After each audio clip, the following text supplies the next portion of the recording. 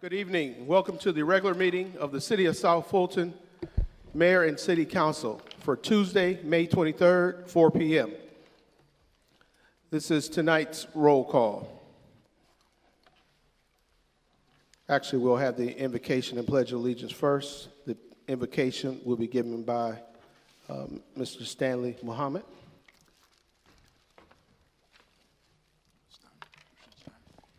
Good evening. Peace be upon you, Mayor and Council, city officials, and the wonderful constituents of the City of South Fulton. Let us bow our heads in humility to the Supreme Being, the one and true and living God, the God of the heavens and the earth, and eyes closed to the wickedness of this world. And we pray. In the most holy name of God, the beneficent, the most merciful,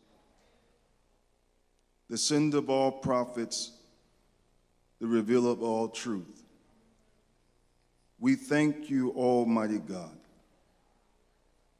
for Moses and the Torah, Jesus and the gospel, and Muhammad and the Holy Quran. Peace be upon these worthy servants of Almighty God.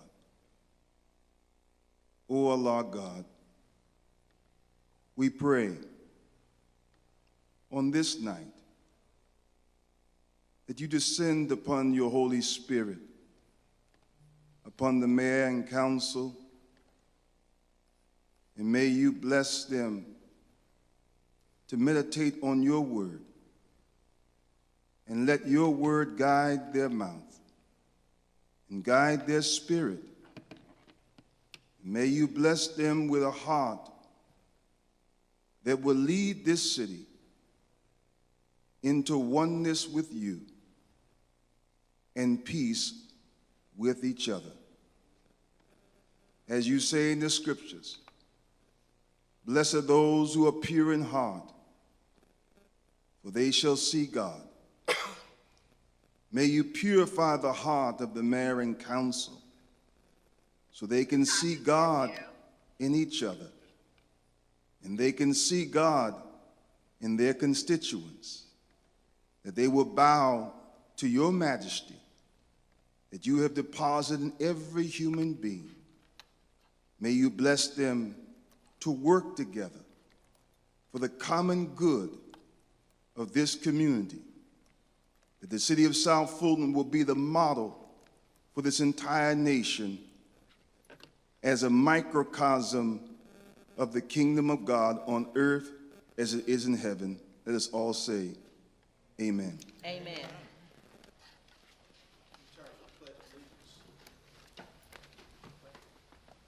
Pledge allegiance to the flag of the United States of America and to the republic for which it stands, one nation, under God, indivisible, with liberty and justice for all.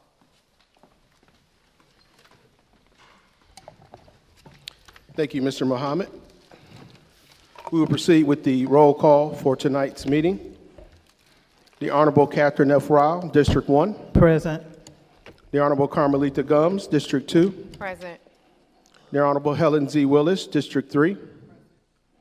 The Honorable J.C. Sebastian, Present. District 4. The Honorable Corey A. Reeves, District 5. The Honorable Natasha Williams Brown, District 6. Present. The Honorable Linda B. Pritchett, District 7. Here. And the Honorable Mayor Khalid. Good evening, everyone. Thank you for coming out, and for those of you all who are watching online, thank you for joining us here. This is going to be our last City Council meeting before our summer break. It is also the end of the school year, so we are going to be celebrating our incredible young people here throughout the city of South Fulton. Westlake's track team is here tonight. I believe we may have some other schools coming. Could we just give a round of applause here and online for our city's most valuable resource, our young people. I hope you all enjoyed the entertainment and the catering that we have in the lobby. We try to feature local South Fulton artists. So today we have Byron Sowell is back when he is not band directing for Kelly Price or doing background for Sting. He is serenading us with his sultry sounds here in the lobby. We also are featuring our newest restaurant returning to the city of South Fulton, 50-yard line. So the delicious food that you had this evening was catered by them. And we also have our gallery open. If you didn't get to visit it now, we may take an intermission at some point. The gallery is featuring Body Talk. It is a photography exhibit. I'm a little jet lagged, I just got off the plane. It is a photography exhibit featuring our Axum Dance Theater. So we just had Dance Week a couple of weeks ago, and some of the amazing dancers that you saw on this stage are featured in this incredible exhibit in our gallery that is running through the end of the month. And speaking of the stage, we are here live at South Fulton's Southwest Art Center, and I want to make sure that you all know it is the 20th anniversary of True Colors Theater, and for their 20th anniversary production this Juneteenth, running through all of June, we will be doing a revival of The Wiz. It's going to be incredible. Tickets are on sale right now, so make sure that you get those tickets. You can get them at truecolorstheater.org. That's theater spelled the British way with the R-E instead of the E-R. And with that, we got a lot to cover tonight. We got a lot of big, important decisions to make, so we're going to get to this council meeting. And with that, Mr. Clerk, please sound the next item. Yes, the next item is approval of city council meeting minutes. Regular meeting minutes, April 25th, 2023. Work session minutes, May 9th, 2023. Alcohol zoning public hearing minutes, May 9th, 2023. And special call meeting minutes, May 9th, 2023. Can you call, we need IT. The chair will entertain a motion, but first, is Mr. Strickland or members of IT available? If you could just see us up here on the dais. All right, and I will entertain a motion to approve those meeting minutes. I move to approve the city council regular meeting minutes from April 25th, the city work session minutes from May 9th, the city council alcohol zone and public hearing meetings from May 9th, and the council approval of the city council special call meetings from May 9th. Second. It's been properly moved and seconded. Any discussion? All right, seeing and hearing none, we'll take the vote. I will do it by a show of hands. I know we're working on our electronics now. I record that as unanimous. Awesome. All right, please sound the next item. Mr. Mayor and Council, we have the adoption of the council agenda. And in front of you, you do have a folder which includes a number of walk-on items that, Mr. Mayor, at the appropriate time, I can enter into the record. All right, would you please read those in? You have a resolution, ordinance to amend Title VI Health and Sanitation, Chapter 2, regarding city's regulations related to shopping plazas. This is a replacement of item number 35 that's in your package. The wording has been changed. The draft that is in your folder is the corrected version. You also, that is being submitted by Councilmember Willis. You also have in your package a resolution of the City of South Fulton, Georgia, consenting to the expansion of the Fulton Industrial Community Improvement District that is being offered by Councilmember Rao. That's a resolution? That is a resolution, yes, sir. Let's add that as item, let me get my,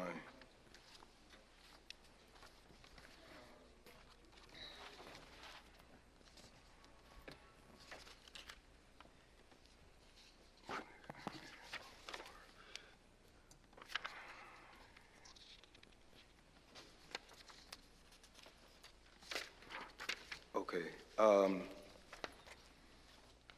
Let's just 30, can we do it after 32? Yes, 32, we'll make that 32B. Okay. Wait, no, I'm sorry. These are consent agenda items. So we're going to add it as we're going to add it under 33A maybe, or for Public Works. It'll be item 47A. Mayor, just clarification, the consent items only go through item 32. Yes. I would like to add it as 47A.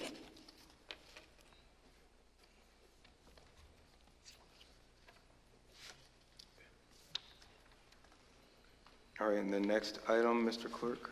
Next item in your package is a memorandum of understanding between the City of South Fulton, Parks and Recreation, Cultural Affairs Department, and the organization Every Girl Shines for programming at Welcome All Park. This is my item that I submitted and requested for you to put on the agenda, but you did not, so I'm walking it on.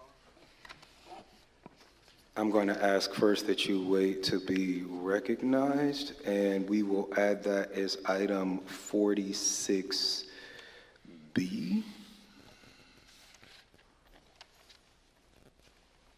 Mr. Clerk, did you get that? Because these items are supposed to be submitted to you, so the clerk actually makes the first, just a point of information, the clerk makes the first draft of the agenda. So, and this goes, Ms. Subudan, for department heads as well. Anyone that has an item to add, they don't submit it to me, they would submit it to the city clerk because he makes the first draft of the agenda. Okay, what's next? Next item is a collaboration agreement between the City of South Fulton Parks and Recreation Department and the Cam Newton Enterprises for initiatives aimed at benefiting the community and improving Welcome All Park. Okay, we will add that as item number 46C. Point of order. Yes. The chair recognizes Councilwoman Willis. 46C is also my item. Can you make notation on the agenda? And I did submit this to you and the clerk, and it was not added. Okay.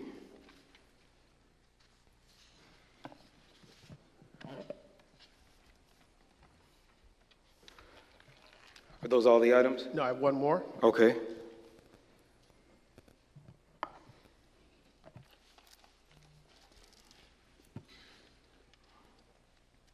It's a resolution for the appointment of the City of South Fulton delegates for the 2023 Georgia Municipal Association Convention and for other lawful purposes.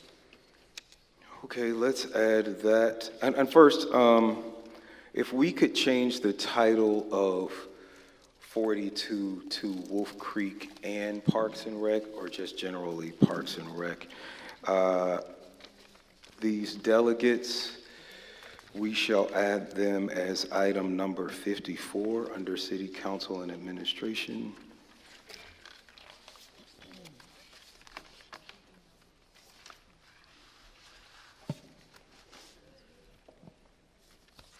Was that your final item?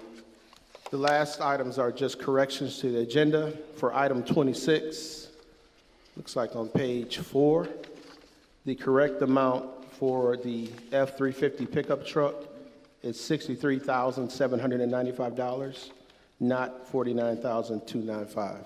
And I'm sorry, give me that number one more time. Item 26 26, and that new amount? is $63,795. All right. And then lastly, for item 48, we wish to remove the word each after 1 million. So it should just read not to exceed 1 million and remove the word each. All right. Point of clarification. The chair recognizes Councilwoman Willis. Can you repeat what you just said? They are removing the word each from item number 48 right after 1 million, so it would read for construction, engineering, and inspection services in an amount not to exceed 1 million to be paid out of the T-Splost Fund for Public Works. Is that correct? That's correct. All right. I want to add one more item, 46D.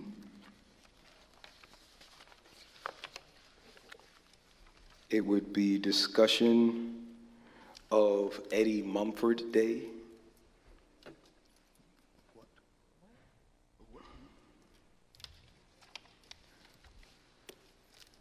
Could you repeat that, Mayor? Discussion of what? Eddie Mumford Day. Hey, Mumford.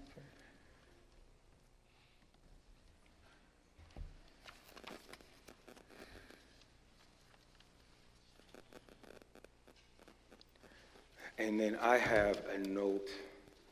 I have a few notes as well. We've added all these items, so this might work out in terms of timing. The intermission should just be 15 minutes and not 30.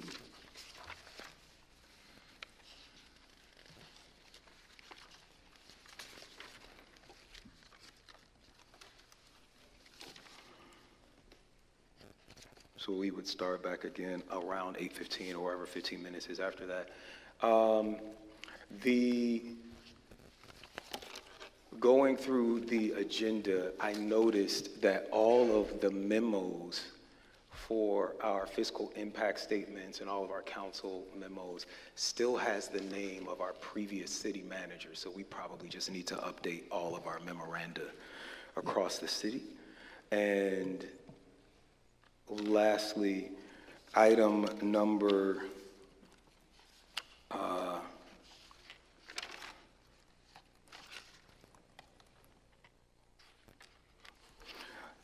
item number 53 reads in the packet that it is sponsored by me, but I wish I could take credit for that. That is a product of human resources, finance, and risk management, and also our new interim city manager. So if you could just note that it's noted correctly here on the table of contents, but not in the actual packet. And with that, I will entertain a motion. Point of order. Yes, the chair recognizes Councilwoman Gums. I have an amendment to the agenda. It's people in Oh, So I would like to remove item number 13 from the agenda, and then also to item number 36. Please note that that is not a withdrawal. I am removing these items for unreadiness. item number 13 and item number 36. So this isn't a withdrawal, we're just holding this for a later meeting. Yes, sir. And that is fine, Attorney Hyman? Okay. Thank you. And the chair recognizes Councilwoman Pritchett. I would also like to make note that on the agenda that's going out electronically and the one that I'm looking at here in Novus, that it does not include my name. It still continues to say vacant District 7 council member. If that can be addressed permanently. On the, so not on this printed one, but on the electronic. Oh, this is in civics. And what goes out to the public. I was going to say it's the same issue that you mentioned, that it has the former city manager. They need to. Oh, so that's not Correct. something we can change internally. We had to send it to the vendor, and we'll get that taken care of. All right. And just a quick point of information. I thought we were going to be starting with the new civics rec. We're going to do that in July? Civics Plus, I'm sorry. Yeah, I can't speak to that. It's fine.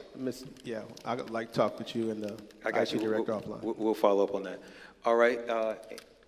Any other questions, comments? All right. The chair will entertain a motion to approve this agenda as amended. I move to approve the agenda as amended. Second. All right. It's been properly moved and seconded. Any further discussion? Seeing and hearing none. Mr. Clerk, please call the vote. Let's do a roll call vote. Roll call vote. Councilmember Rao? Yes. Councilmember Gums? Yes. Councilmember Willis? Yes. Councilmember Sebastian? Yes. Mayor Pro Tem Williams-Brown? Yes. Councilmember Pritchett? Yes. The agenda has been approved as amended unanimously. All right. We do have one. Do we just have the one proclamation presentation? Actually, Mr. Mayor and Council, we have, Oh, I see the stack there. We have I'll let actually- you just call them out. we have 4 total. Councilman Sebastian, you want to do yours first?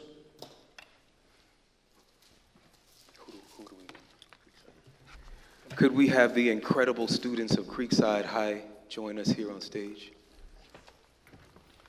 So the first proclamation will be a presentation to the Creekside High School Relay Team 2023 Georgia High School Athletic Association 5A Boys 4x400 meter relay champion.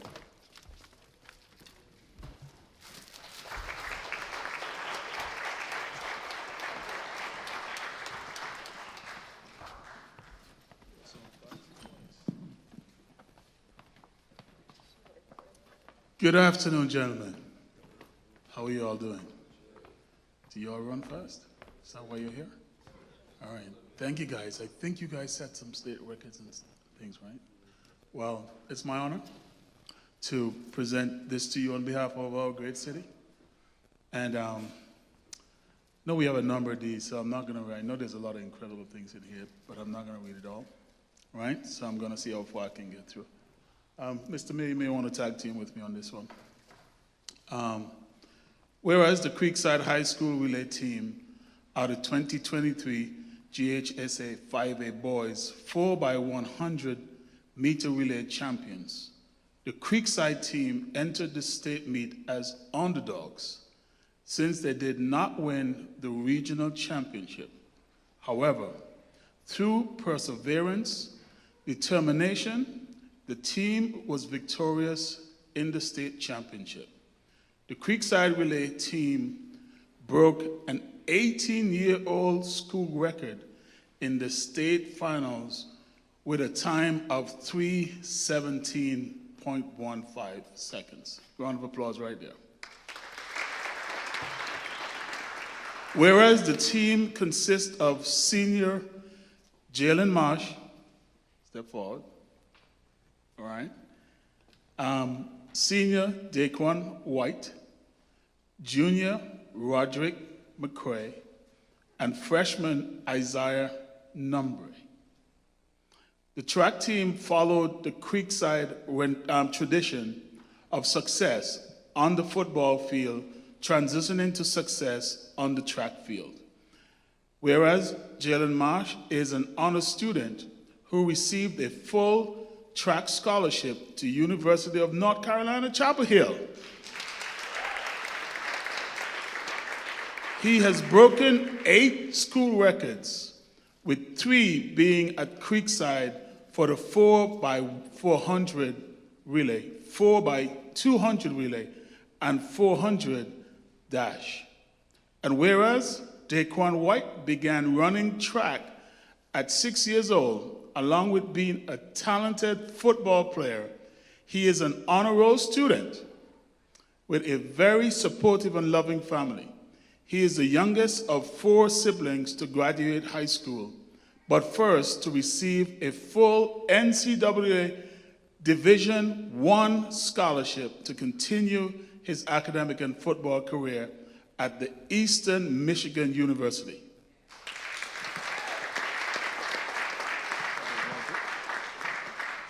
Whereas Roderick McCray is a 3-star football standout who began competing in track in middle school to complement his football skills, track participation has helped him earn numerous football honors, 3-time first team All-Region, 2-time GACA All-State, and AJC first team All-State, and Max Prep's freshman All-American. And whereas Isaiah Numbre, did I say that right? Had never competed in an organized track before high school, but was instrumental in this team's success, winning the 4x400 relay and finishing 4th in the state's 4x200 relay. And whereas Coach Scott Vaughn, where's Coach? Coach Scott Vaughn has been coaching at Creekside High School for 26 years in track, volleyball, cross country, and swimming. He is a product of South Fulton and attended MD Collins High on Old Nat. Coach Vaughn's tenure as a track coach has produced 5 county championships, 7 region championships, and over 40 individual state champions. And whereas sprints coach Rance McCreary has coached track and football for 13 years, with the last 6 being at Creekside, he has coached 2 other state champions in his previous role with Atlanta Public Schools. He has also served as a defensive coordinator for Creekside's region champion football team. All right. Now, therefore, be it resolved that the mayor and city council of the city of South Fulton extend congratulations to the members of the boys 4x400 meter relay team for their award-winning time in capturing the 2023 GHSA 5A Boys 4x400 meter relay championship, and do hereby proclaim Tuesday, May 23rd, as Creekside High School 4x400 meter relay track team appreciation day in the city of South Fulton.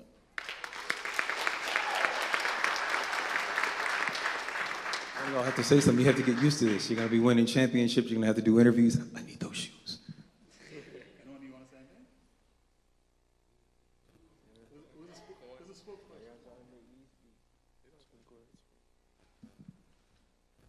Hey everybody, my name is Daquan White. I just want to appreciate everybody for coming out and celebrating this moment in our life with us. Hello, my name is Jalen Marsh, and I just want to appreciate these guys up here. Since this was my senior year, 4x4 meant a lot to me, and these guys laid it on the line every time we ran, and I just appreciate these guys. Good evening. I'm Dr. Makia Troy, the athletic director at Creekside High School, and I definitely want to say thank you so much for honoring our student athletes. We are so proud of their accomplishments, and we look forward to all they're going to continue to do on the college level for these young men, and a great upcoming year for our rising senior, Roger McCrary. Thank you all.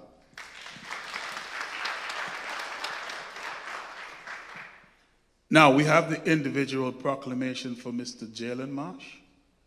2023 Creekside High School 5A State Track Championship 400 meter dash.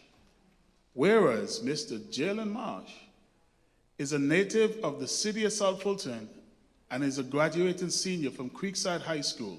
Jalen's parents are proud graduates of Benjamin E. Mayers High School. And whereas Jalen began running track at 7 years old, but was always a multi-sport athlete.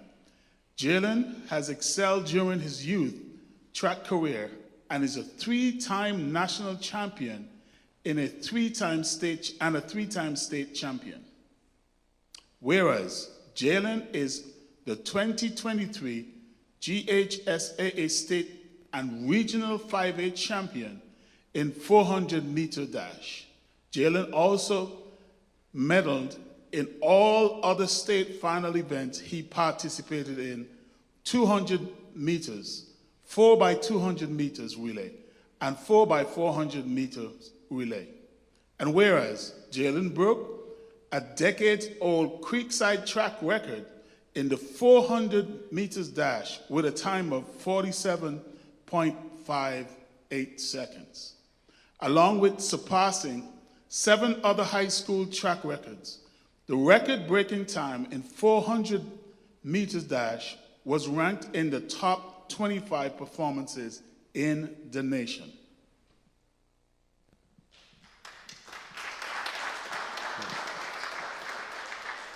Most importantly, whereas Jaden earned a full track scholarship to the prestigious University of North Carolina at Chapel Hill. As a scholar athlete, he graduated in the top 10% of his class of 2023 as a member of the National Honor Society and was a member of the GHSAA Region 5A Championship football team.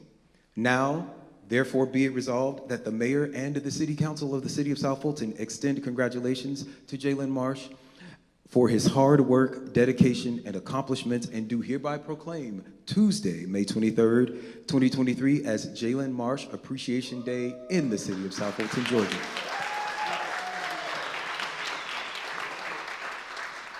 We're going to have you guys step over this way. We're going to get some pictures.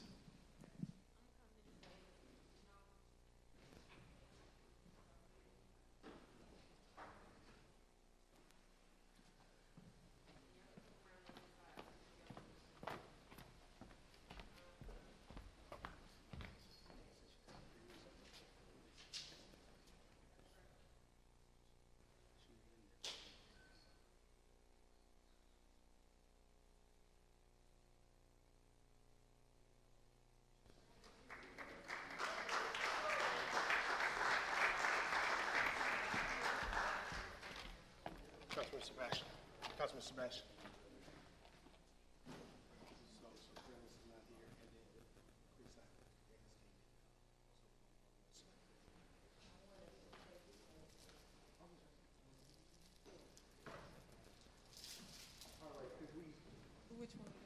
Could we have our Westlake Lions, our track team from Westlake, come on up?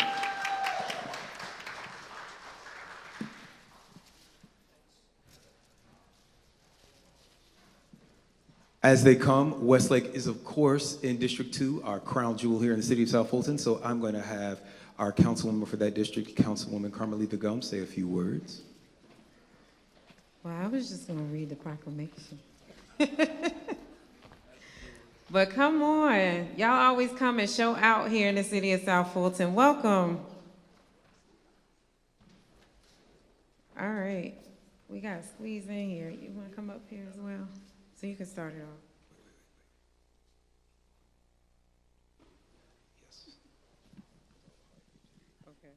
Whereas the city of South Fulton, Georgia, with great pride seeks to acknowledge the Westlake High School track team, aptly named the Lions, as an example of excellence within our South Fulton community and the broader diaspora. Whereas Westlake Track and Field has a history of winning state championships since 2006 and has now won the esteemed 2023 7A Track and Field State Championships for both boys and girls. And whereas the Westlake Track and Field program has established a national presence through impressive showings at meets in Los Angeles, Miami, Houston, and more, winning a total of 10 championships. And whereas Westlake's track athletes have upheld their reputation for excellence off the field as well, as evidenced by their student athletes receiving over 70 scholarships since 2006. Give that a round of applause. I'm going to try with these names. And whereas the 2023 7A State Championship was earned in dramatic fashion as the girls' team was down 6 points going into the final event, and with the greatest, gustiest of performances, the last 4x400 relay was spectacularly won by Aiden Kennard. Go ahead, step forward so we can see who you are. Aiden Kennard, Mia McGee, Jai Holmes, Zanaya Jones, and subsequently, the boys' team grabbed headlines by runner Sidi Jai. You here?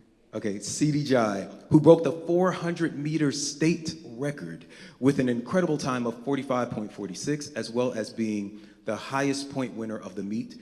And whereas the combined coaching talents of Coach Cage, Coach Watson, Coach Coverson, Coach Bryant, Coach Davis, Coach Jeter, Coach Gardner, and Coach Phillip have gone above and beyond what is required as public school coaches, pouring into the lives of hundreds of young people while leading Westlake to 2006, 2009, 2013, 2014, 2015, 2017, and 2021 Georgia High School Association Track and Field Championships, in addition to this year.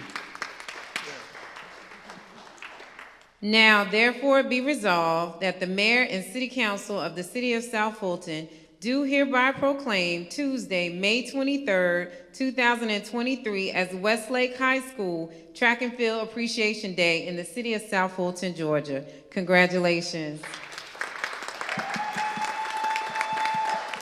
Anybody want to say something? Come on, Coach. Just want to thank the community and the city of South Fulton. I've been at Westlake since 2005, and I've just seen the city grow Just want to thank the support of the Westlake administrators. We saw the program go from 6 girls and 10 guys, and now we have like over 200 kids. So just want to thank the City of South Fulton and everybody else for their support. Well, we all know that you all are a shining star in our community. We want you all to continue. Let me talk to the kids. We want you all to continue. How many seniors up here? Anybody? Okay. 2, well, congratulations on your efforts and wherever you're going off to school, but just remember to always come back to the City of South Fulton. That is where your roots are, and we want to make sure that we're here to support you. So we're going to be championing you all on, okay? And when y'all get there, we'll do that as well. All right? Congratulations again.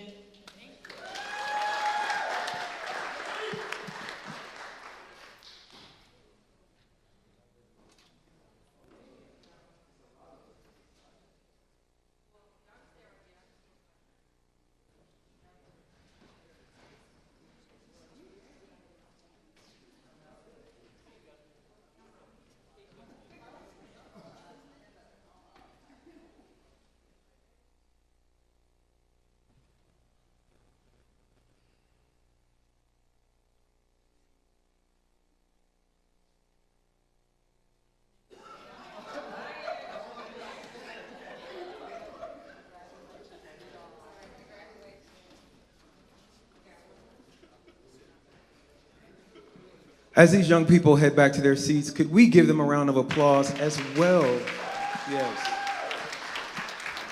As well as their parents, coaches, teachers, and staff. You know, Atlanta has some incredible HBCUs, but we have some incredible HBHSs here in the city of South Fulton. We have some more proclamations. The folks did not come.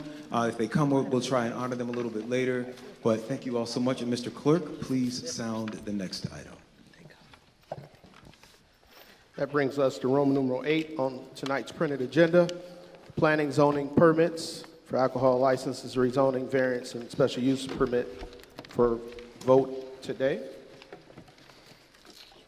First case is under residential development, number 5, Z23-004, CV23-001, a resolution to rezone a total of 66.9 acres at 7789 Cedar Grove Road, 7635 Cedar Grove Road, 0 McClure Road, and 0 McClure Road from AG1 to MIX to build 65,670 square feet of retail commercial and 793 units of multifamily, townhouse, and single-family detached housing. To approve concurrent variances and for other lawful purposes. This is located in District 4.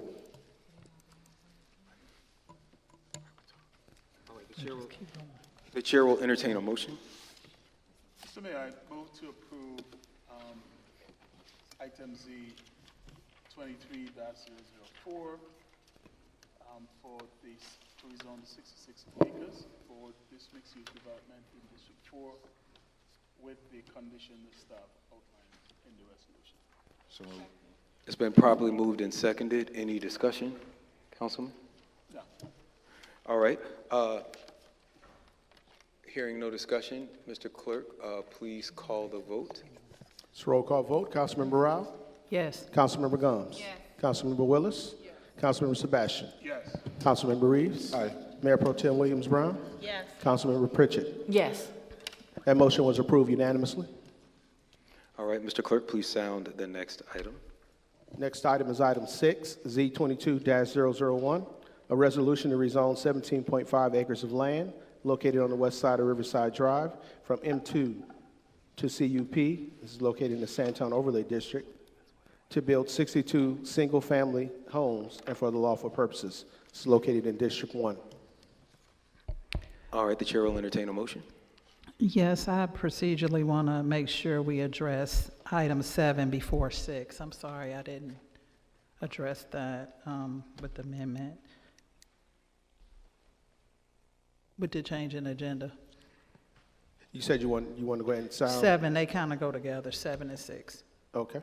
So I want to take 7 before I take 6. Okay, sounding number 7, CDP 23-001.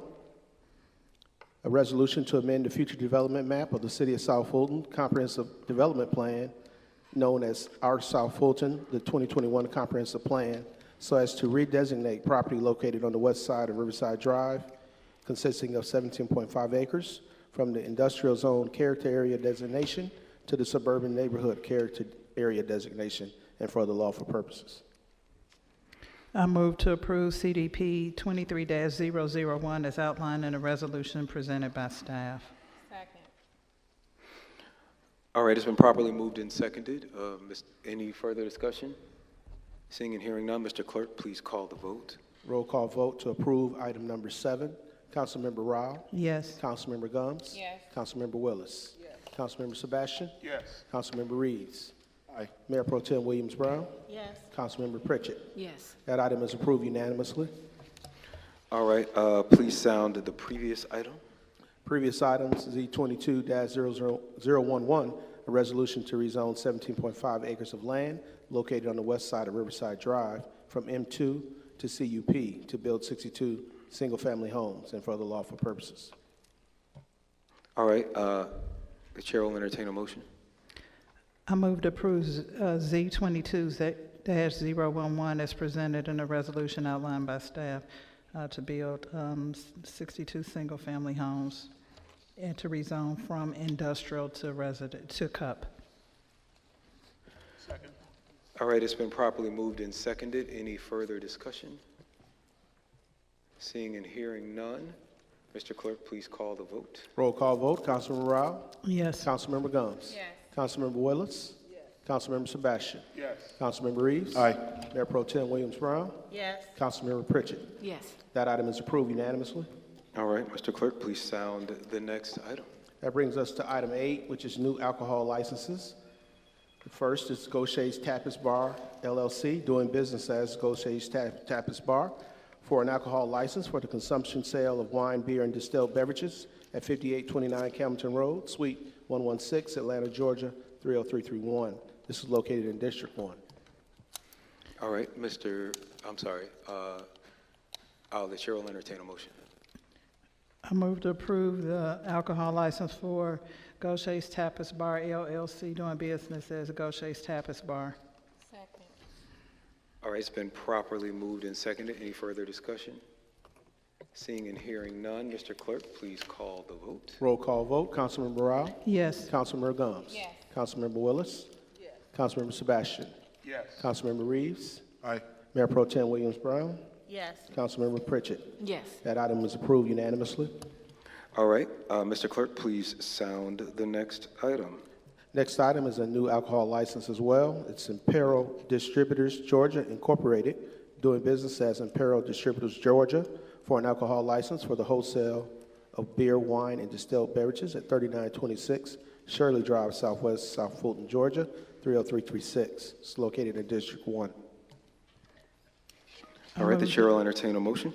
I move to approve the distributor's license from Imperial Distributors of Georgia for alcohol license for wholesale beer, wine, and distilled beverages at 3926 Shirley Drive. Second. It's been properly moved and seconded. Any further discussion? Seeing and hearing none, Mr. Clerk, please call the vote. Roll call vote. Councilmember Rao? Yes. Councilmember Gums? Yes. Councilmember Willis? Yes. Councilmember Sebastian? Yes. Councilmember Reeves? Aye. Mayor Pro Tem Williams Brown? Yes. Councilmember Pritchett? Yes. That item is approved unanimously. All right, Mr. Clerk, please sound the next item.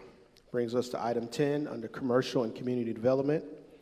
Case number Z23-006, an ordinance to rezone from Sub A and AG1 to R4 for property located at 2601 Flat Shoals Road and for other lawful purposes. This is located in District 6. And this is the ordinance, so it's a first read. Mr. McClendon? Correct. So this is the first read of this item. All right, is there any questions, comments from any members of council? Any discussion on this item? Seeing and hearing none, Mr. Clerk, please sound the next item. So that brings us to item 11, which is also a first read. It's case number U23-005, an ordinance for a special use permit for churches and other facilities for religious organizations worship pursuant to Code Section 207.206 for property located at 2601 Flat Shoals Road and for the lawful purposes. This is located in District 6. All right, the chair will entertain a motion. Let's first read it as well. I'm sorry, thank you. Any questions? Any discussion? Seeing and hearing none, Mr. Clerk, please sound the next item. Item number 12 is U23-003, which is also first read of an ordinance to approve a special use permit for churches and for other facilities for religious organizations worship pursuant to Code Section 207.06 for property located at 2300 Sheriff Road, and it's located in District 6 in the Old National Overlay District. All right, is there any discussion? Seeing and hearing none, Mr. Clerk, please sound the next item. Brings us to item 13, which is the second read and request council approval. I think that we, Oh, we removed Yes, this one yes, we removed per that. the Councilmember Gomes. yes. That brings us to item 14, which is second read and request council approval of an ordinance to amend the City of South Fulton Code of Ordinances and the City of South Fulton zoning ordinance by amending various sections of Title V zoning and planning for the purpose of updating city procedures and for other lawful purposes. CDRA. I'd like to make a motion to approve the second read and request council approval for an ordinance to amend the City of South Fulton Code of Ordinance and the City of South Fulton zoning ordinance by amending various sections of Title V zoning and planning for the purposes of updating city procedures and for all other lawful purposes. Second. It's been properly moved and seconded. Any discussion? All right, seeing and hearing none, Mr. Clerk, please please call the vote. Roll call vote. Councilmember Rao? Yes. Councilmember Gomes? Yes. Councilmember Willis? Yes. Councilmember Sebastian? Yes. Councilmember Reeves? Aye. Mayor Pro Tem Williams Brown? Yes. Councilmember Pritchett? Yes. That item was approved unanimously.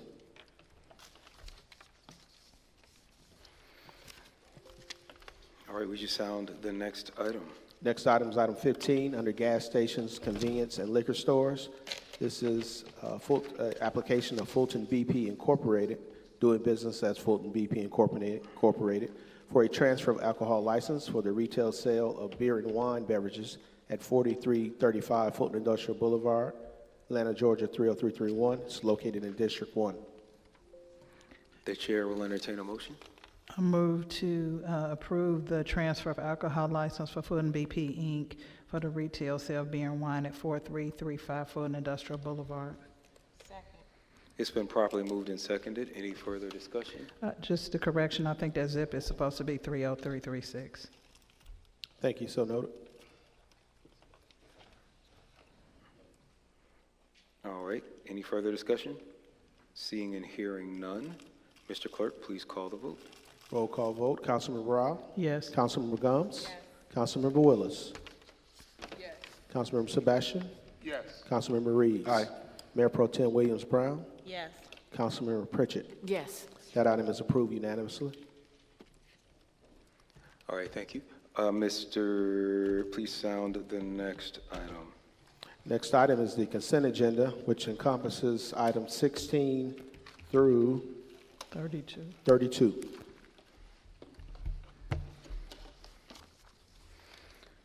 All right, the chair will entertain a motion. I move to approve the consent agenda, which covers items 16 through 32. Second.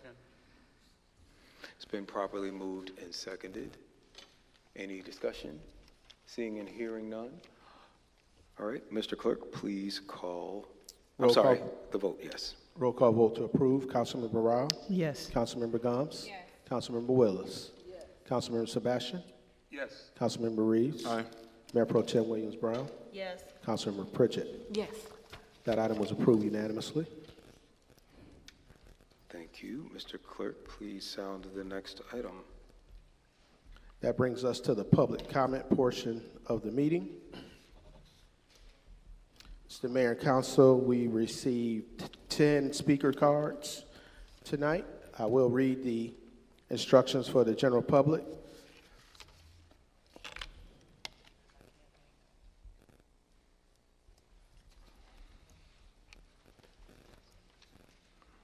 Public comment guidelines. The City of South Fulton believes that any resident or business owner located in the city limits shall be afforded the opportunity to address the mayor and city council, provided that designated rules are followed by the speaker. Any City of South Fulton resident or business owner who wishes to address the mayor and city council and offer public comment on any item on the agenda may do so during the public comment period of the meeting.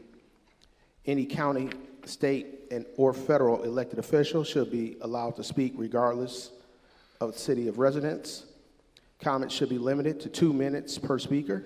A bell will signal the end of each speaker's time. Public comment should be limited to only those items appearing on the current city council meeting agenda. Each speaker must complete and submit a request to speak form in its entirety prior to the beginning of the meeting. And for the record, I just wanted to note that if you did not, for those that completed the form, we need your address and email address so that we can properly reply to you with any questions that you have. Each speaker must complete and submit a request to speak form. The person or City of South Fulton business owner desiring to speak should rise, address the city council, and when recognized, state their name, residential or business address, the agenda item which they are addressing, and the city council district in which they reside. All remarks should be addressed to the council as a whole and not to any member. To ensure the opportunity for all those desiring to speak before the council, there is no yielding of time to another speaker. Speakers may not disrupt the city council meeting by speaking for too long, by being unduly repetitious, or by extending discussion of irrelevancies. Speakers may not employ obscenities or threats of violence in their comments. Anyone who demonstrates these behaviors should have their microphone disabled, and if necessary, shall be removed from the meeting. Speakers should not be allowed to make remarks that have been legally recognized not to be protected speech. Comments while addressing the council. Anyone who demonstrates these behaviors should have their microphone disabled. Speakers may not use public comments to campaign for political office, either for themselves or on behalf of other candidates, for the purpose of limiting political influence on city employees and encouraging orderly and efficient meetings. Those are the rules for tonight's public comment. As I call your name, please approach one of the 2 microphones in front of you and state your name, address, the item on the agenda which you are referencing, and your council district. Tonight's speakers are Richard Snellings, Sterling Clerk, Brenda Aiken, Jewel Johnson. Would the 4 of you please approach one of the microphones in front of you? All right, my name is Richard Snellings, reside at 1980 Loch Lomond Trail. I'm in District 1, speaking about item 33. It was stated the last time we were here that the money that we are paying for programs such as litter cleanup and street sweeping are included in the $234 a year, and the money that was included in the budget will be paid back, will be put back. The Tax Foundation tells us that a tax is a mandatory payment to a government agency covering the cost of general government services. Regardless of what you all want to call it, this is a tax. It is not a utility fee, it is a tax. It may be billed separately, but it's still a tax. The city has selected solid waste as one of the required services to maintain our charter. Section 6.11 of the Code of Ordinances tells us that increases to the millage rate must be approved by a majority of the voters. By taking this measure, the entire council, under the direction of this city attorney, is violating the cited ordinance and the charter because voters never approved this. Adding an additional tax of $234 to the city portion of property tax increases the actual millage rate, and this is outside of your authority as council members. In regards to approving the minutes for the special call meeting, each of you knew how outraged the public was about this measure. The fact that it was put on a special call meeting, preventing residents from commenting on it, was just crazy. And not one of you asked to suspend the rules to allow for public comment, which is also crazy to me. At the special call meeting, that each of you approved the minutes for, one of your colleagues made up this fairy tale in the middle of the meeting that a young lady had threatened her during the meeting and had law enforcement approach, which many believe was an abuse of the police powers. The mayor's veto should be upheld. Thank you. Good evening. My name is Sterling Clerk. Reside 325 Knotty Pine Way in District 1. I'm addressing the closing of the recycle facility on Merck Road. Why was it closed, and was the community abreast on what was going on with that? Thank you.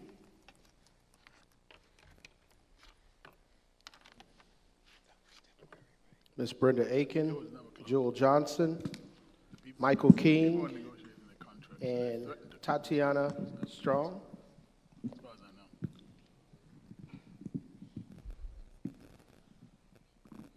Sorry about that. My name is Brenda Aiken. I reside at 440 Creekview Lane. Zip code is 30349, district number 3. Hold on, my notes just went away. Okay, on 27 April, we experienced a fire in our home. A partial demo and reconstruction will take over 1 year, according to the insurance company and the contractors. Therefore, as senior citizens, disabled vets, and on a fixed income, what is the process to have Waste Pro service suspended? Everybody, all the other utilities have suspended the service. They've actually taken our meters and everything. We spoke with Waste Pro, the tax commissioner's office, and city ordinance for assistance. In addition, Mr. Burkett was helpful in securing the application for a vacant building. We will require a COO, which is a certificate of occupancy, before we can actually move back into our home. Therefore, what are the itemized costs associated with this annual Waste Pro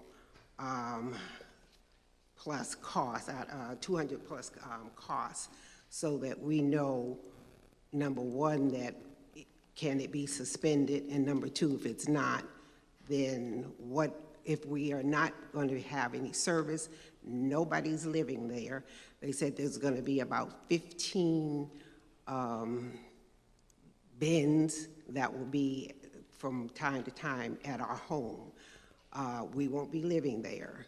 So what's the process that somebody can get the service suspended and not pay it because it's service not rendered? So we need to know that. Thank you. Good evening, Mayor and Council. My name is Jewel Johnson, and I reside at 4660 Auckland Lane in District 1, where I've lived for almost over 40 years.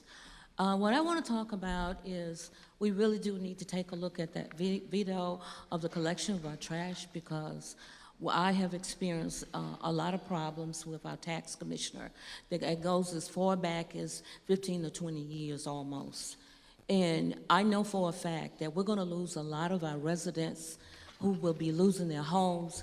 We need to really take a minute and take a look at another avenue for collections as opposed to using the system that we have right now. It is not in the best interest of our people. If you take a look at what's going on with us, we are the breadwinner for this city because we don't have the businesses to help us pay our taxes. We pay our taxes. And I would like also to add a friendly reminder to Mayor and Council about continuing building at our existing sewage. We're going to run out before the time for Fulton County to take over. And that means that it's going to fall off on us. We're doing all this building, and there is no infrastructure. You're creating problems for us. Please take a look at what you're doing and listen to the citizens. We've walked this walk. I'm one of the people that have walked this walk. Everything that you have at 285 all the way to Fulton Industrial, my neighbors and I put that in. It was not government. Please allow us to be a part of the process. That is all we are asking, is to be a part of something that we have envisioned and worked to accomplish. Thank you very much.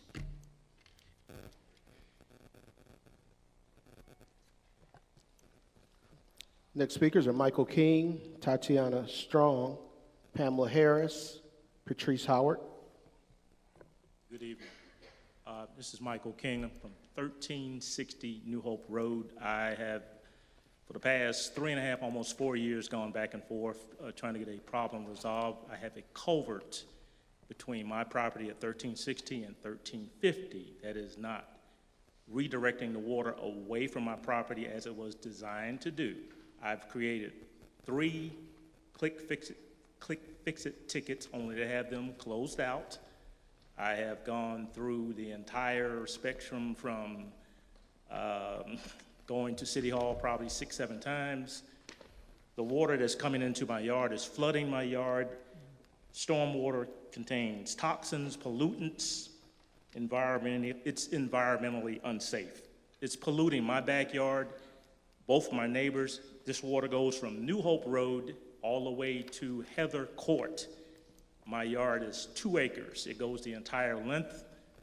I've been told by Mr. Venezuela by way of text messages it's not his problem. I've spoken to 8 different people at City Hall over the past 4 years. This has not been resolved. The culvert is going to collapse. That's what's going to happen because I have full color pictures of the inside of that culvert. It's completely disintegrated. It is going to collapse, which is going to shut down New Hope, and it's going to impact the entire neighborhood, including the emergency services. Trust me, it is going to happen. I have full documentation. I know I only have 2 minutes. Fully documented. Since 2019, 1360 New Hope Road. Someone needs to take care of this because I am going to take it to much higher levels as of tomorrow. Thank you very much.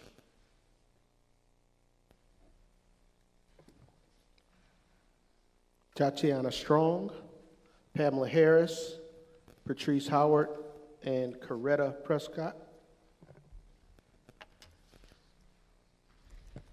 Tatiana Strong, I stay at Waterfalls Cummins. I'm here about civil forfeiture.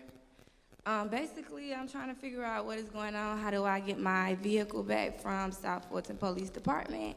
It's basically been on hold, for my understanding. I never got a court case. I've never been charged with anything, and I'm just still basically getting the runaround. And I'm trying to figure out how do I handle things. Like, it really doesn't make any sense that I'm still waiting, and it's been 2-3 years now, and I've still been fighting and fighting and fighting, and they basically nothing, no answers. I've reached out to multiple people. I've talked to the GBI. I did everything I could, and I'm still not getting anywhere. I'm trying to figure out, do I need to take it to higher levels? Do I need to basically, sue the city of South Fulton? Because that's where I'm at with it at this point. And no, I was not charged with a crime, never had a crime. And I can show contracts where I was working and everything.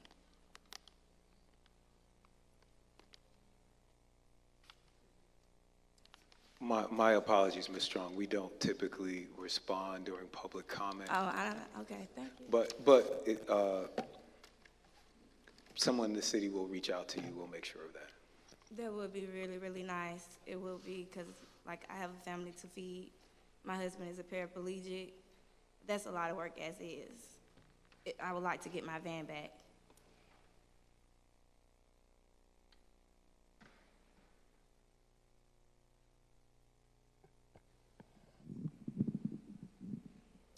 My name is Patrice Howard. I live on 2305 Capella Circle in District 1, and my question was, it was never really clarified, but as far as with Waste Pro, if I have Waste Pro, and I know for a fact, I've been dealing with them for the last 3 years.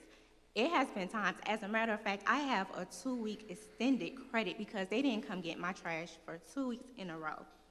And all you have to do is call. But my question to the council is, when they do not come pick up the trash, I know that you are going to give them a penalty. But I want to know, why is it the penalty going back to the city instead of going to the resident? Because, like, we're the ones who's paying for the trash services, not the city. And my other questions that was on it, they have been already asked, so that's about it for me. Thank you.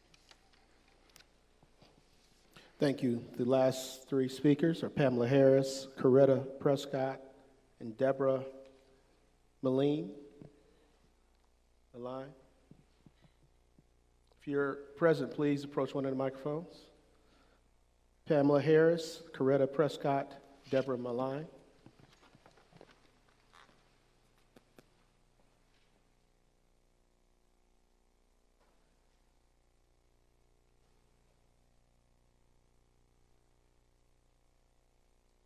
Thank you for giving me this opportunity to speak.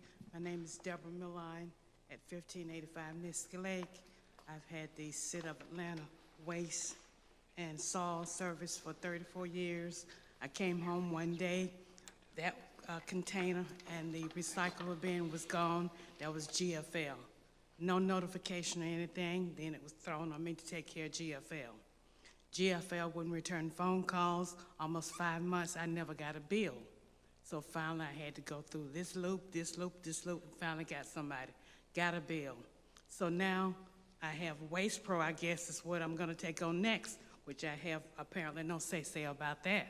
So I don't mind taking care of my waste and my trash, but I need to be consistent with who I'm gonna have. Let me know how much I pay, and I pay it because I was told that if we don't get invoices in the next 3 or 4 or 5 months, there could be a lien put on our property. So I just need to know who I need to pay, what service I'm gonna use, and I'm happy. So thank you, and hope you'll take this in consideration. Thank you. I assume Ms. Pamela Harris and Coretta Prescott are not present? Okay, that completes the speakers for tonight. All right, thank you. Before we go to the next item, I would ask Interim City Manager, Ms. Subadan, if you could just address and clear up some of the things that we've heard about Merck Miles, how people whose houses have been demolished or are unlivable at the time might be able to hold their service and their bill, and just some of the other issues that you heard addressed this evening. Good evening. So today marks my 21st day with the City of South Fulton, and pleased to be able to be here. The provision of solid waste services, this is a city service. We are using Waste Pro as our contractor. We will hold them accountable. I'll start with the last question. We will be consistent with your billing. It'll be billing once a year, and it will be for the amount of $233. And we will hold Waste Pro, our contractor, accountable. The question about being out of your home, for individuals whose home is unlivable or they're out of their home for the period of a year, there is the opportunity to waive that service. So if you contact us, in fact, if the lady is still here, I did ask somebody from staff to get her particulars, and we'll make certain that we note that for the record. Merck Mile is not closed. It was, the vendor had to do some reconfiguration one Saturday. We were notified late, and we got the information out, but probably too late for most of you to be aware of it. But it is not closed, and we don't expect it to be closing. The penalty, at the end of the day, the whole program belongs to the city. We pay the vendor, they pay us. If there is a penalty, that is intended to ensure that the vendor will provide the service. And at the end of the day, your trash will be picked up. And so it is a payment for a service that we are providing. We are about 70% through the process of delivering the cards. Some of you are very anxious because you have not gotten your cards yet. We are working every day. It is a third-party vendor that works for Waste Pro that is delivering the carts, not Waste Pro directly, but that is ongoing, and we are monitoring that on a daily basis. For the backdoor service, we have received the list from GFL. It is under 400 individuals that are on that list, and I know we have many, many more seniors that probably require that service, which is why we asked you to fill out the form. So if there's a senior that has not filled out the form, we ask that you fill it out because we do not want you to be left behind. And we have relaxed a lot of our requirements as it relates to the backdoor service. All you have to do is provide us with your information. We don't ask you to get a doctor's certificate. We're not asking you to get it notarized. Just let us know, and nobody will be cut off from backdoor service as long as we're aware. It is our intent to keep our call center open. We have 4 call takers there, and Waste Pro will be standing up their call center as well to make sure that your questions are answered. And we are here and available. We are here to help you, not to harm you. And so our goal is to make sure that we answer all questions that you may have as it relates to your solid waste service. Thank you, City Manager Supadan. Just for the edification of the audience, where can seniors find that backdoor pickup form? The form is on the website, and we will take it a multitude of ways. It can be sent to us electronically, it can be printed and handwritten and dropped off at City Hall or any of our locations. Faxed to us, sent to us by email. Awesome. Just a point of clarification, I'm on the website, the solid waste. When you go on the website, the first thing you see at the bottom, there's a button for sanitation. And I don't see the form there. I'm sure it's somewhere on the website and we can probably search for it, but if we could just maybe put it somewhere a little bit more prominently where people can easily find it. Okay. All right, and with that, Mr. Point of order, you have 2 people in the queue to be recognized. Okay, we're about to head into council comments. Right, but you were able to ask the city manager questions, and we have some we would like to ask the city manager. Okay, well, the chair recognizes Councilwoman Pritchett. I'll withdraw until the next item. All right, the chair recognizes Councilwoman Willis. Thank you so much. Thank you so much for recognizing me. Mrs. Supadan, can you please be a little bit more specific for the young lady that came up and asked questions regarding the fees? I guess I'll ask you, is it true that when there's a missed trash pickup, the fee is only $25? You mean if there's one missed pickup? I guess, and the question has come up several times, and you did explain it. When there is a missed trash pickup, the vendor has 48 hours to comply. Right. If they do not pick up trash within 48 hours, then the city has the authority per the contract to assess a fee. Is that fee $25 per home, or what is that fee, or do you need to get back? Yeah, I can get back with you on that. The intent of the fee is a deterrent. We're not trying to collect additional money. The whole point is we want them to comply, and the reason for having a penalty is to encourage compliance. Sorry,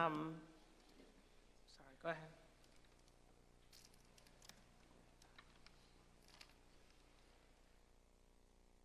Did you have any further questions, Councilwoman Willis?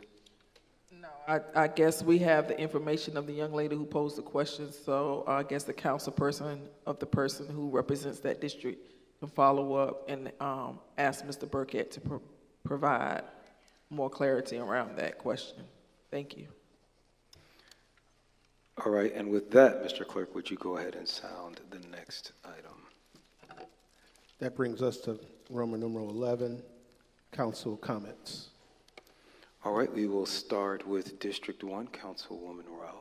Dr. Rao. Thank you. A couple of quick announcements. On June 1st at 6:30, me and Councilwoman Gumbs will be holding a joint town hall meeting on Parks and Rec in the Wolf Creek Amphitheater. right here at the Southwest Arts Center. We encourage you to come out. In addition, on Friday, June 2nd, from 6 to 10, we'll be hosting the Taste of Soul Food. Again, it'll be outdoor event. It's a family-friendly event. Please come out. And finally, on July 22nd, mark your calendars for Healthy South Fulton Day and our back-to-school event. This is our 4th year. We expect another huge turnout, and we look forward to entertaining health vendors from across the city and sending off our kids to school with all they need. So, thank you. All right, District 2, Councilwoman Combs.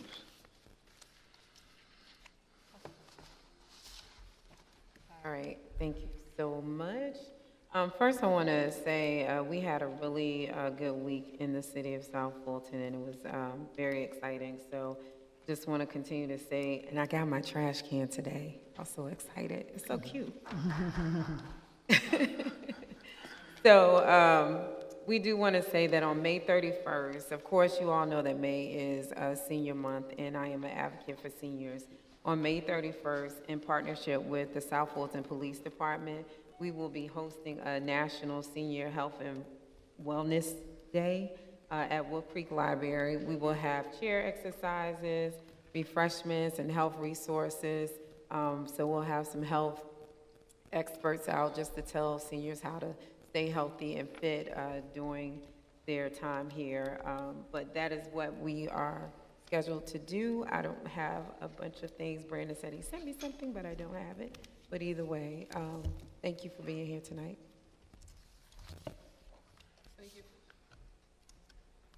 Thank you for being here tonight for the residents who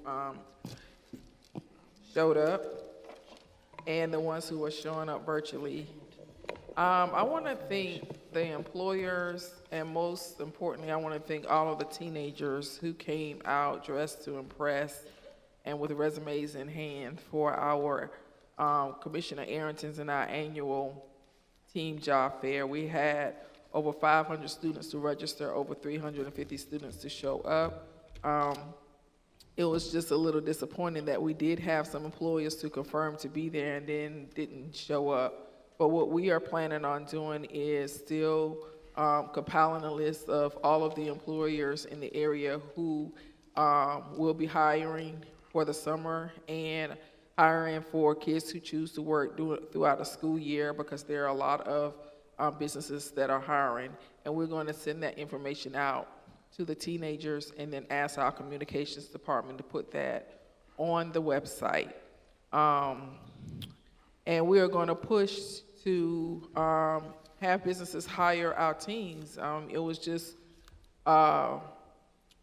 It was great to see the teens that showed up that is willing to work and make an honest living. And so employers, if you are hiring, please give our teenagers a chance. If we don't want our teenagers to get in things that they should not get into, give them an opportunity to work and make an honest living. On May 15th, this isn't correct. Oh, I'm sorry. The deadline was May 15th. June 10th at 11 a.m. at Welcome All Park. If you support HBCUs, and specifically if you have attended Albany State, Savannah State, and Fort Valley State, we will have a kickball game for those 3 schools. And so please come out if you support HBCUs, and specifically if you support those 3 schools. And then I also want to give condolences to the Jim Brown family. I know there was a lot of condolences that were sent out over throughout the nation, but Jim Brown family has a connection to South Fulton. And that connection is, before there was a Westlake, there was Westwood and Lakeshore, and those 2 schools combined to create Westlake High School. Well, Jim Brown Jr. is a graduate of Lakeshore High School and a standout athlete. My husband told me he went to school with him at Lakeshore. He graduated from Lakeshore. And and went on to college to do great things in college and excel in sports in college. And so he grew up here in South Fulton. And so we want to express condolences to him and his family. Thank you. All right. District 4, Councilman Sebastian. Thank you, Mr. Mayor. Good evening, everyone. Thank you guys again for being here. I want to give a special shout out to the team who have been spearheading this sanitation rollout, to the staff members, Mr. Burkett and Mr. Antonio and the team. I know it's been a lot. There have been a lot of stuff said. There have been a lot of rumors. We are closer to the launch date, as we would say. So I just want to continue to tell you to just continue to push forward. I know that we are still rolling carts out, so my recommendation for us to push something out saying, giving an update on that. Also, just wanted to thank our new interim city manager. I've been in several meetings with her so far, and like her style, she seems to be a little bit like me. She's calm, she's collected, but executes. And I wanted to thank as well Councilmember Willis and Councilmember Gums for partnering with me to show appreciation to our teachers. And while we're on school, congratulations to all our students throughout South Fulton. You know, it's graduation time, it's time to go to a new grade, and just encourage you guys to stay the course. As I've always told my own children, if you invest in your education early, you have the rest of your lives to play. So invest in your education early, and then you can decide what you're going to do with the rest of your life. Thank you.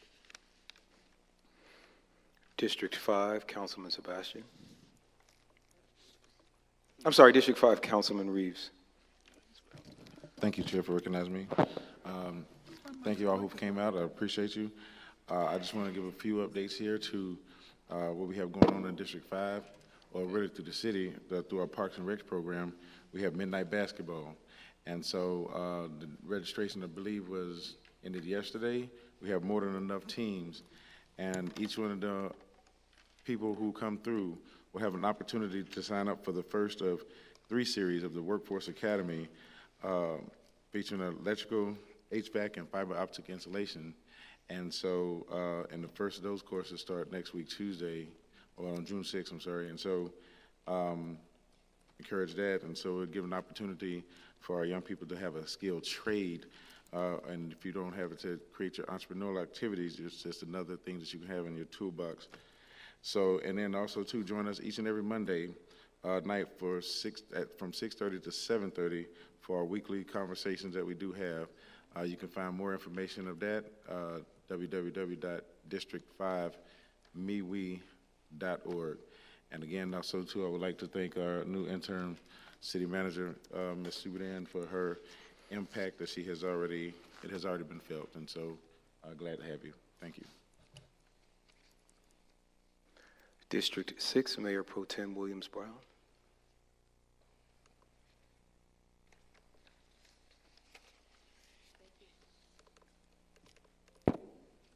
Yes, thank you for recognizing me. I have no comments. District 7, Councilwoman Pritchett. Yes, good afternoon. I have a lot to say. I want to first off let everyone in House District 68 know that that seat is now in a runoff, and in that runoff is our former Councilman Mark Baker and former Representative Derek Jackson, and the runoff is scheduled for June 13th. I am very saddened to say that only 4.59% of 42,000 registered voters voted.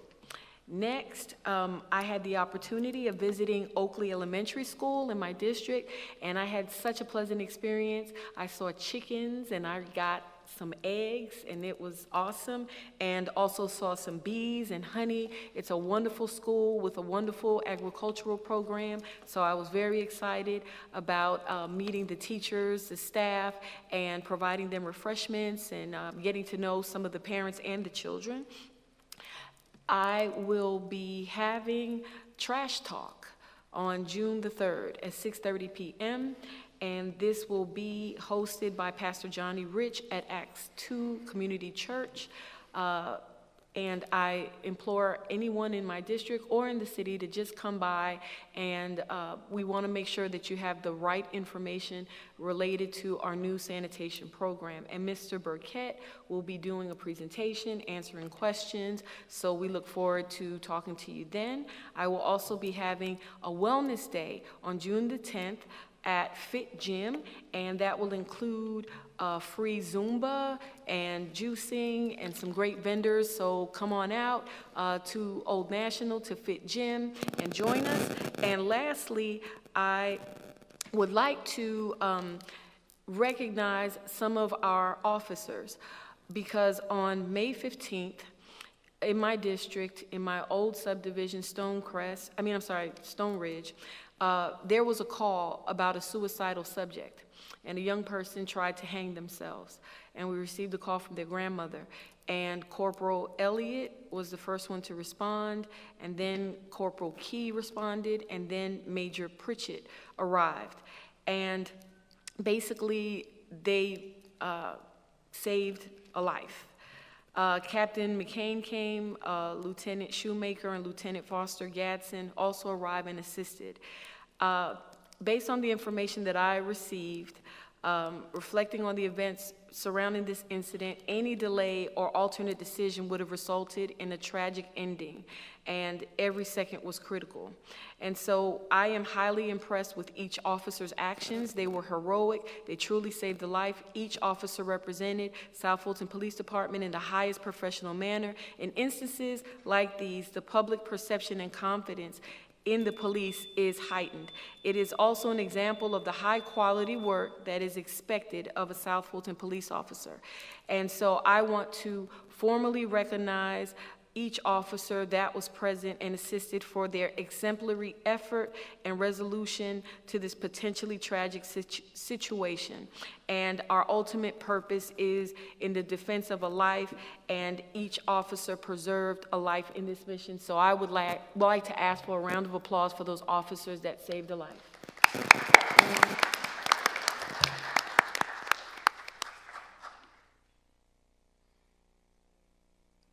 Thank you all. I'm going to echo a few sentiments that have already been said. So first, just celebrating again our graduates, the great Jim Brown, who was unapologetic. Just want to note his passing. It has also been the birthday that just passed, and a holiday in some places, to the Honorable Malcolm X, peace be upon his name, who said that education is the passport to the future, for the future belongs to those who prepare for it today. So thank you all of our educators who have been preparing our young people for that future. And special thanks to Councilman Reeves and the Parks Department for making sure that that future includes trades. There's no need to go to law school and get $100,000 of debt like myself, when you can just go to trade school and get paid more than I'm making now for little to no loans. I also want to echo Oakley Elementary as well as Sandtown Elementary in District 1. We had a great time supporting the field day activities for those graduating fifth graders, especially at Oakley Elementary. The first dog, Zion, really enjoyed the children and the chickens, all the animals that they have.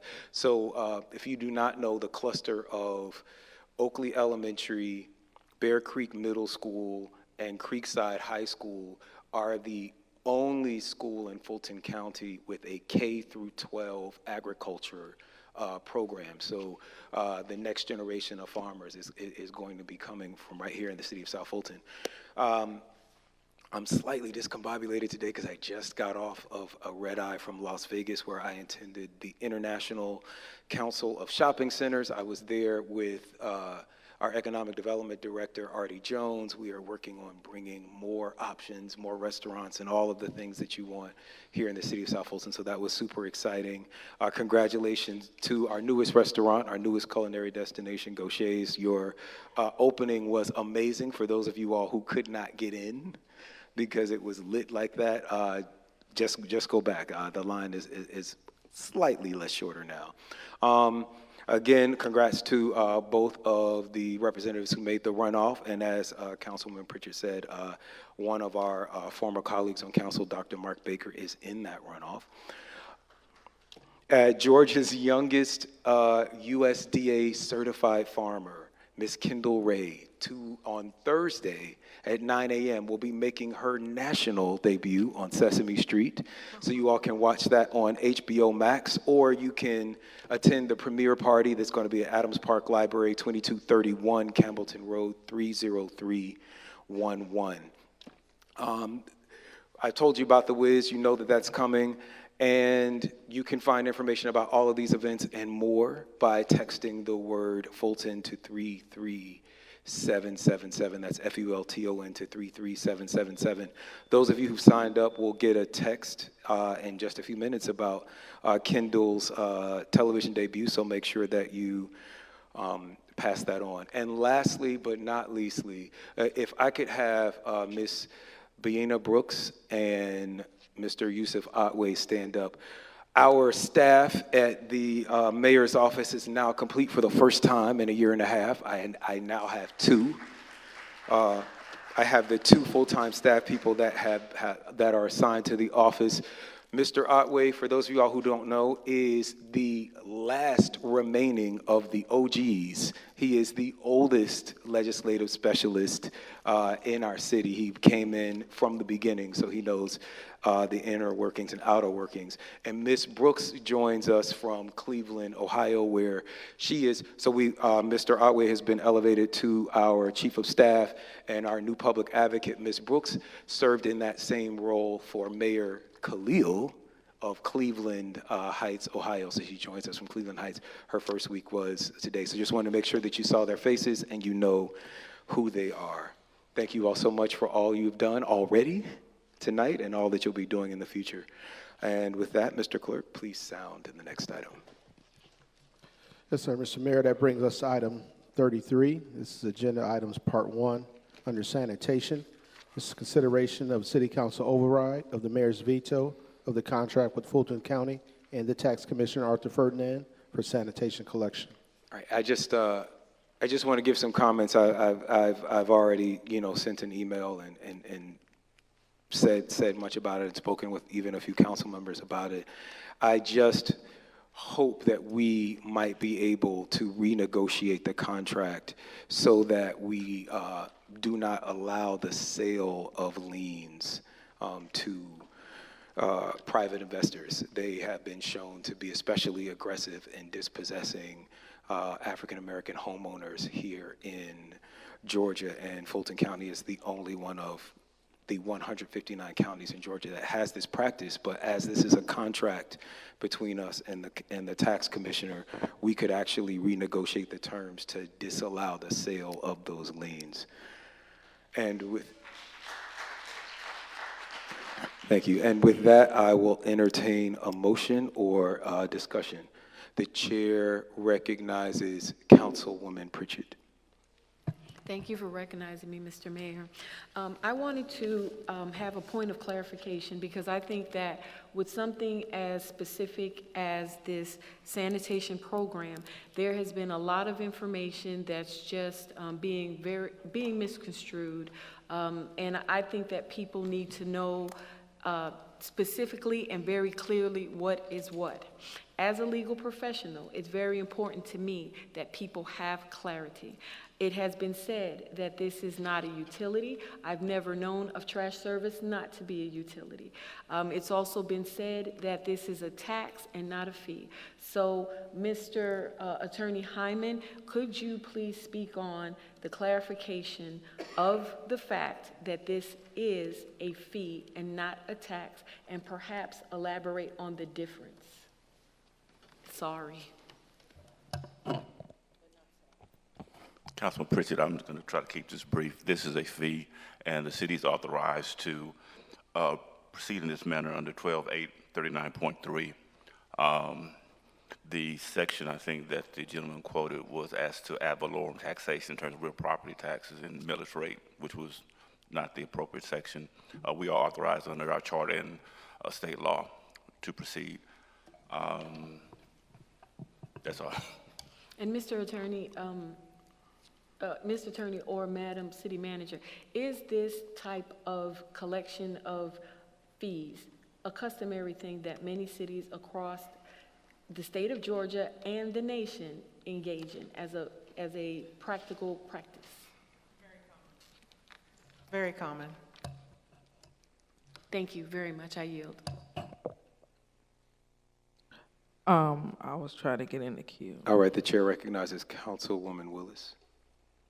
City Manager Subadon, do you recommend that we change the direction of how we collect our sanitation fees?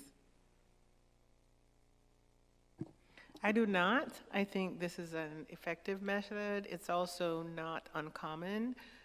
The City of Atlanta and other jurisdictions in Fulton County are following a similar method, and so I would not recommend that you change it. Thank you. To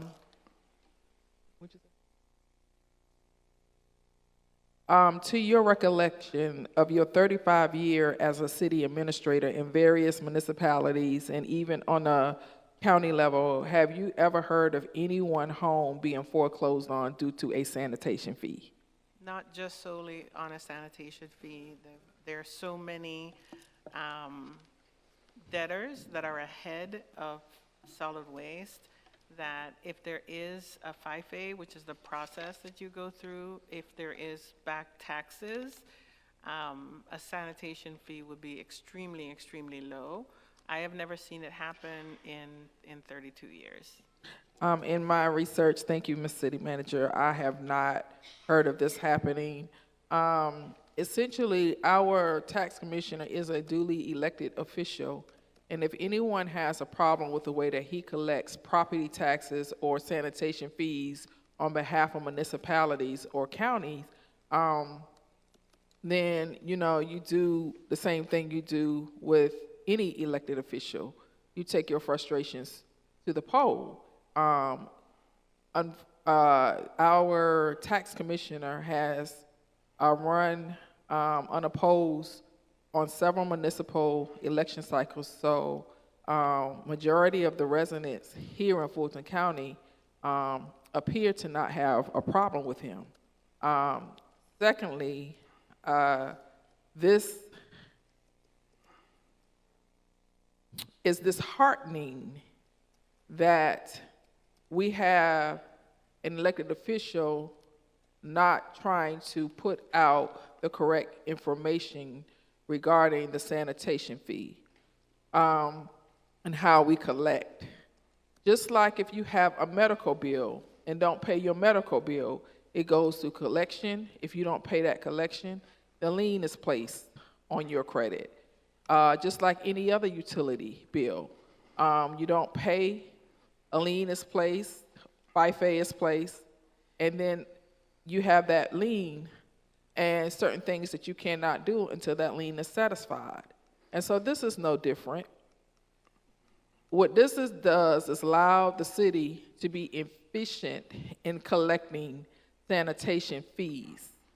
What this does is not allow the city to take on a lot of unnecessary bad debt.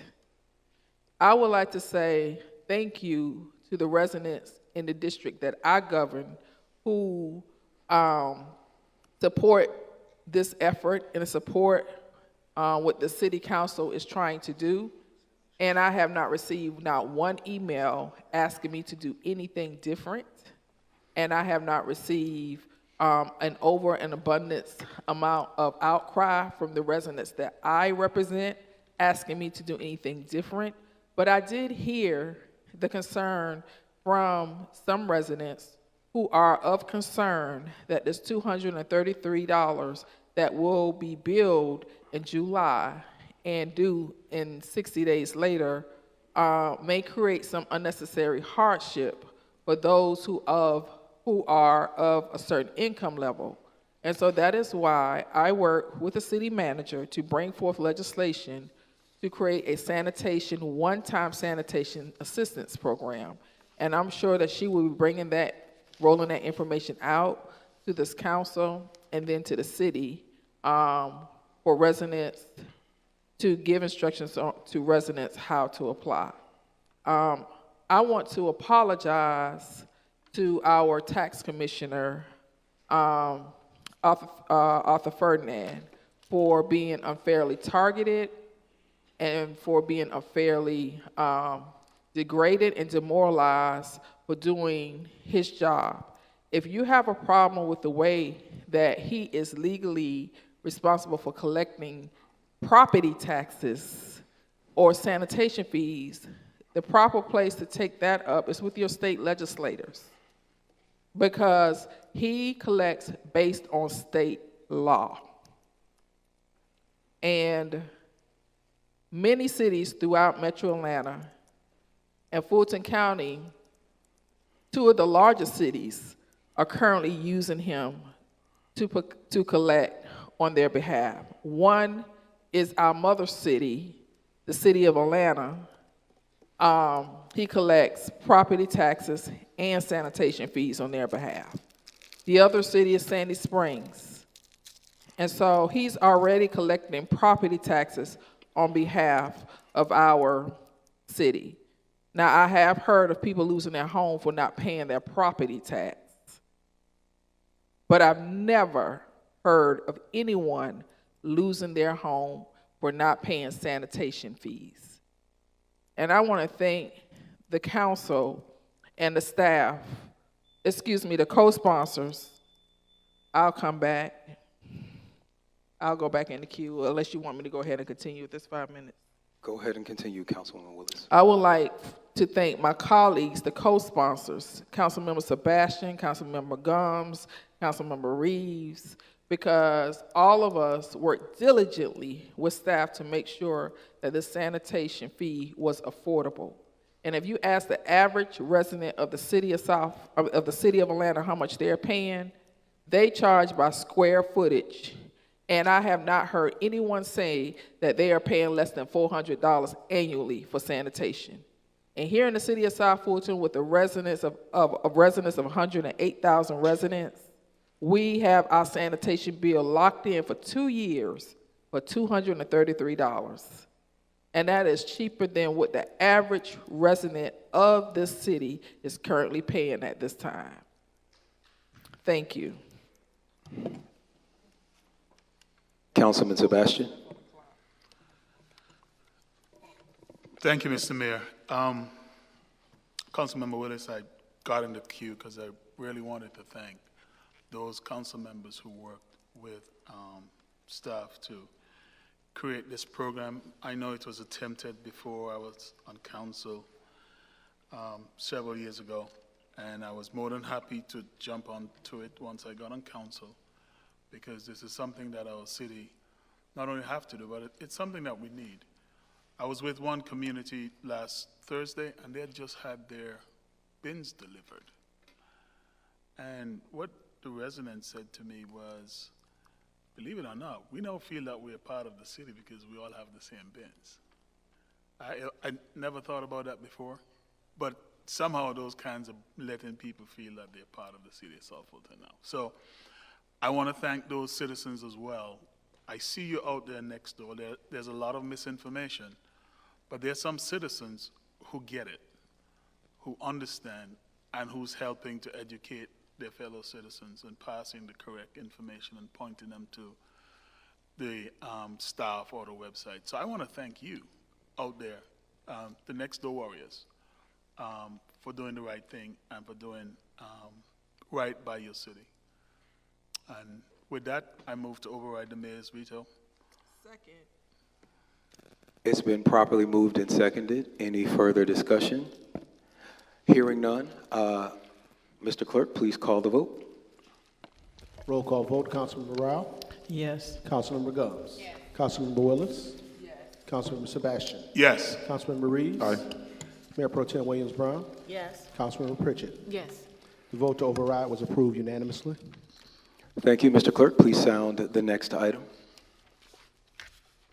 That brings us to item 34, second read, request council approval of an ordinance to repeal and replace the current Title VI, Health and Sanitation, Chapter 2, Solid Waste Ordinance of the Code of Ordinances of the City of South Fulton, and for other lawful purposes. This is sponsored by Council Members Willis, Reeves, Gums, and Sebastian. All right, the chair will entertain a motion.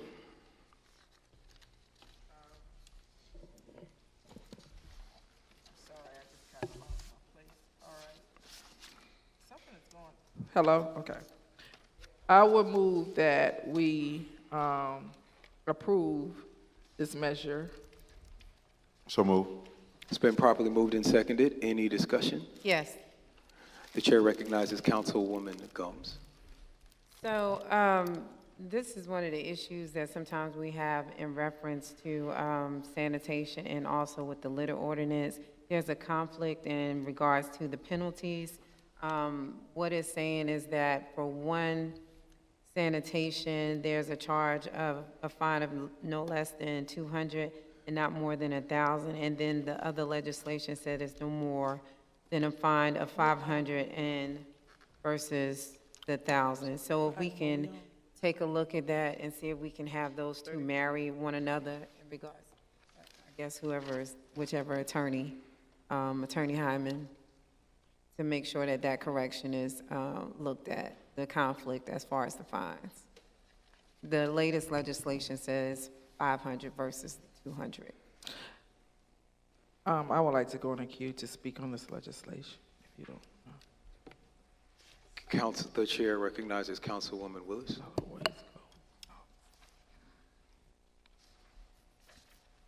Did you say you would like to speak? Yes. Okay. Second read has, so this has been in the queue, and I'm not talking about you, Councilmember Gums. I guess I'm trying to figure out why is there a conflict, because we're on 34. We've been talking about this for 2 years now, and we've held off on this. So what conflict is she referring to?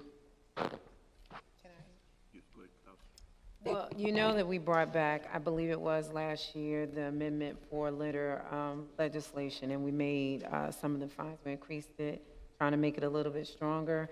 And I guess those, in Muni Code or however, it just doesn't match up with what the current legislation is, so that's the current issue. But from my understanding, just correct me if I'm wrong, the legislation that Councilmember Gums is referring to is regarding litter, and this is sanitation. So it's a difference. I mean, I know we want to reduce litter by both, but this is specifically for sanitation. Yes, there's within the solid waste ordinance in terms of trucks and litter coming from the trucks and those things, you have the penalty, and I think prior legislation may be littering for residents or things of that nature. And then also the next item, once you get to that, that's going to be speaking about business zones and plazas. So there's a little bit of delineation depending on who's the source of the litter and the circumstances. It's my understanding that it should at least kind of match. So if you all can take a look at that, I think it would be fine for the 500 because the language is the same. It's just the fees are different. We can take a look at that, Councilman Gums. Thank you. Last question. So is it possible that if we need to necessarily bring it back and amend that part, we can, if it's necessary, and go ahead and pass this ordinance so that we can be in compliance with sanitation? Yes, you can pass and come back, and we just do amendment to that particular section. Okay.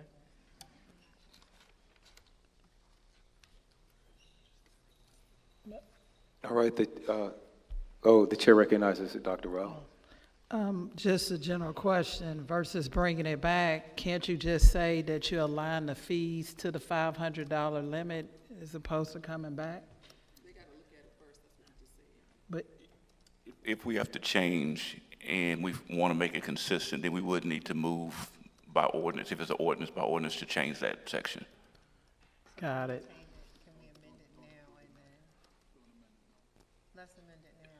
You can give me authority, but we still have to bring a document back before you in ordinance. So, Okay. okay. The chair recognizes Councilman Sebastian. Thank you, Mr. Mayor. I don't think we should amend this on the fly when it comes to the penalties. I just think we need to take a closer look at it overall and then let legal recommend to us a direction to go. Because we may have to come back again and still undo what we are changing to on the fly. So that's my recommendation. Thank you. All right, the chair will entertain a motion. There's a motion on the floor. All right, it's been properly moved and seconded. Are there any substitute motions? Seeing and hearing none, Mr. Clerk, please call the vote. It's a roll call vote. Councilmember Rao. Councilmember Gomes. Yes. Councilmember Willis. Yes. Councilmember Sebastian. Yes. Councilmember Reeves. Aye. Mayor Pro Tem Williams Brown. Yes. Councilmember Pritchett. Yes. That motion was approved unanimously. All right, thank you. Mr. Clerk, please sound the next item. Brings us to item 35, which was included in your amended package. Second read and request council approval and ordinance to amend Title VI, Health and Sanitation, Chapter 2, Solid Waste Ordinance of the City of South Fulton Code of Ordinances for the purposes of amending the city's regulations related to shopping plazas and for other purposes, sponsored by Councilmember Willis. The chair will entertain a motion. Yes, I entertain, before I motion to approve this, I just want to say to my colleagues, thank you for those who have reached out. You know, we have been plagued throughout the city with this shopping plaza owners not taking ownership and keeping our litter, keeping our shopping plazas litter-free and emptying trash cans. And the ultimate responsibility of this is the shopping plaza owners. We have some huge shopping plazas throughout the city, and they're getting paid a good hefty amount of rent for the tenants, thousands of dollars. And in talking with our code enforcement individual, when they are cited for violations, they go to court, they get fined up to $1,000, and that's just a slap on the wrist for most of the shopping plaza owners. And so now with this ordinance, we can, they're mandated to put trash cans out, trash receptacles out. They're also can be fined daily, and they're also responsible for keeping our shopping plaza parking lots litter-free. So with that being said, I move that we approve this measure. Second. It's been properly moved and seconded. Any further discussion? Seeing and hearing none, Mr. Clerk, please sound the vote. Roll call vote. Councilmember Rao. Yes. Councilmember Gomes. Yes. Councilmember Willis. Yes. Councilmember Sebastian. Yes. Councilmember Reeves. Aye. Mayor Pro Tem Williams Brown. Yes. Councilmember Pritchett. Yes. That motion was approved unanimously. All right. Mr. Clerk, please sound the next item. Item 36 was removed, so that brings us to item 37, which was requests approval of a resolution to update and/or amend the City of South Fulton Police Department's policies, procedures, and/or general orders related to seizure, forfeiture, and disposal of assets and/or property and for other lawful purposes. This is sponsored by Councilmember Willis. The chair will entertain a motion. Yes, before I ask motion for approval, Ms. Sabadan, do you mind if I ask Chief Meadows to approach the council so that I can ask him some questions of clarification? There was a newsletter put out today, and I would like for him, I have a few questions, just 2 questions if you don't mind. I may be able to answer the questions, so Okay. if you want to field them. And You've only been here for 4 weeks, so you won't be able to answer my questions. Okay. All right? He So can have I certainly- ever sat down with you? He can certainly come up, but Yeah, I don't mind asking you, but I would prefer, I mean, he if won't there's be. history, Yeah. I wouldn't have the history, but, so of course he can come up. Yeah. But I'm briefed as well, so I'd like to be able to answer. But I will ask you this question, but I would like for him to come up as well. Do you recall anybody on the city council sitting down with you to put forth any policies concerning asset forfeitures? Sitting down with me? Yes, you as the city manager. Not at this time. Okay, I have that question for the chief. Sure.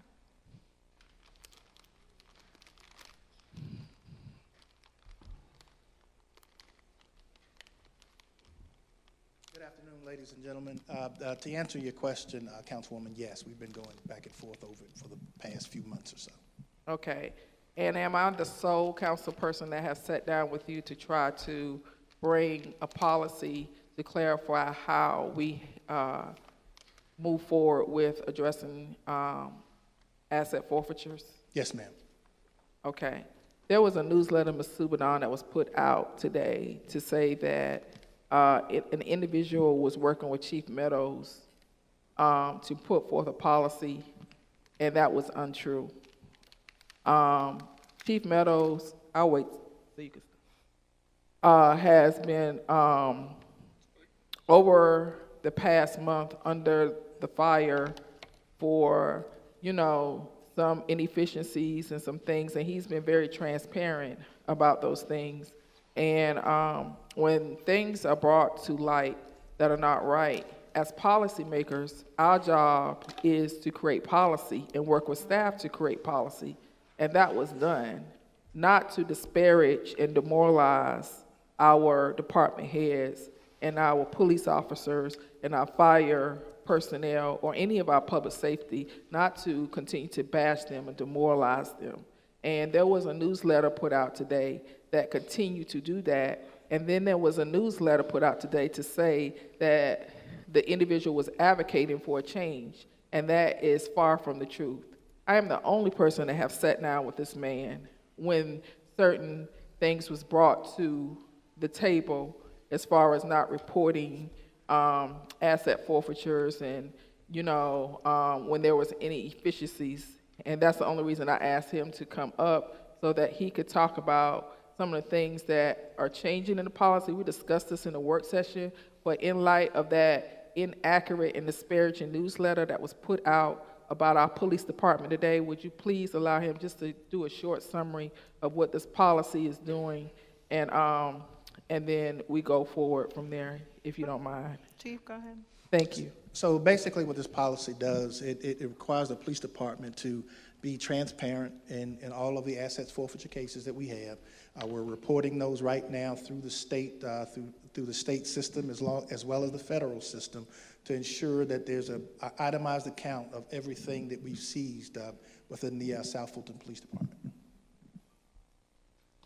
Ms. Subadon, out of full transparency, when certain things was brought to light, it was Chief Meadows who went to the GBI and asked them to do an assessment over our asset forfeiture account, and it is to my understanding we are waiting on that information to come back, correct? That's correct. And do you have any idea when we will have that report?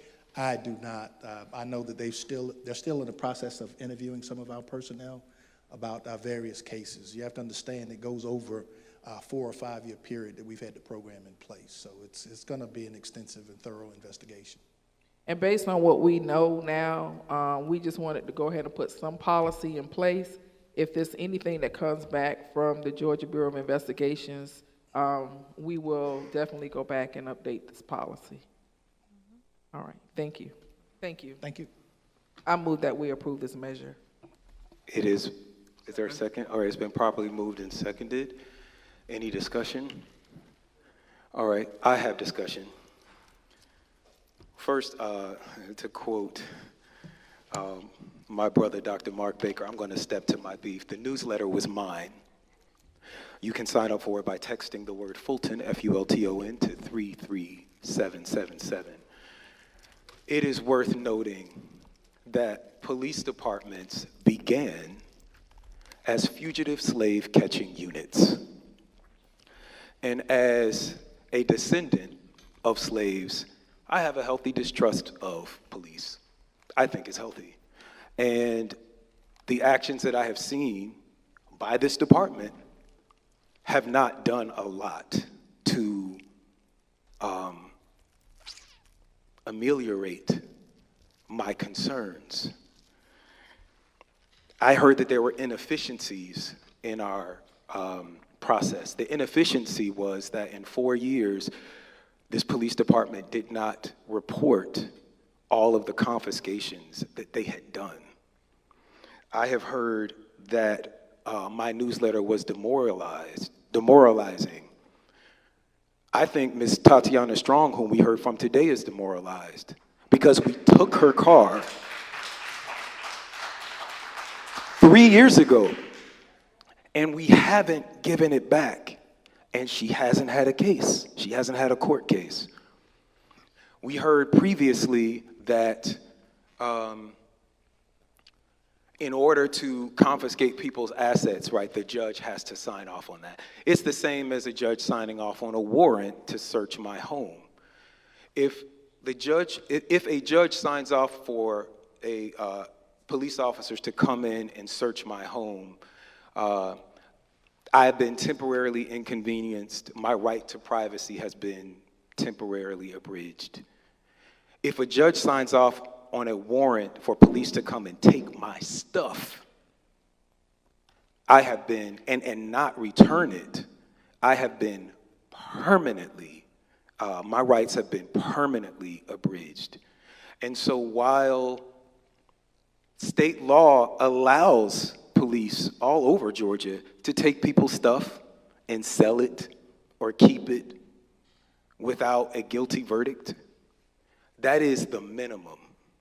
And I believe, as the blackest city in America, we should set higher standards for how we treat our people.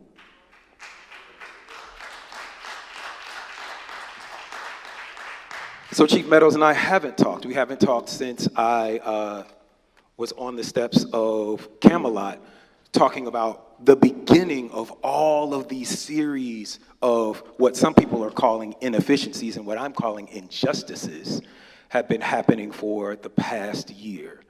But I am publicly calling for council to consider this amendment, that whenever we take people's stuff, that we hold it until such time that they have had a trial in a court of law, and that trial, there is a disposition of that case, and if those persons are found not guilty, that we give their stuff back, period. So that's what I'm asking today. We can talk about it today, or we can talk about it in 2 months when this comes back, because I am going to veto this. And I think that those are conversations that we should have, because if anyone other than a police officer went to your house, took your stuff, and sold it, it would be called theft. State law calls it theft by conversion. And I just think that we, as a black city, with a black chief and a black police officer and an all-black council, we can treat each other better than that. I'm in the queue. The chair recognizes Councilwoman Willis. It doesn't matter where we're in it doesn't matter that we're in a black city, black police chief and black council. We should treat each other with respect regardless, and it starts with you as the leader of the city.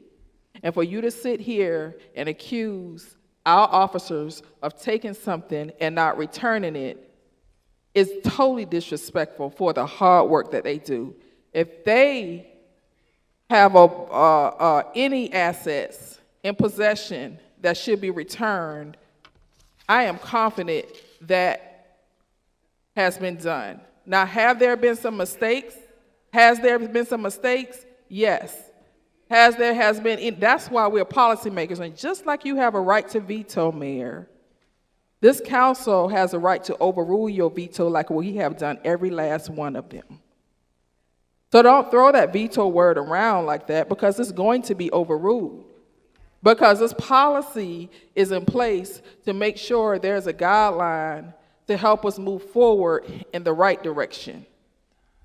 Now, Chief Meadows stood before this council and gave thorough detail of why the individual van has not been returned. And I would ask you to chair this meeting and call for order. I ask you to chair this meeting and call for order. And I know people have some strong opinions.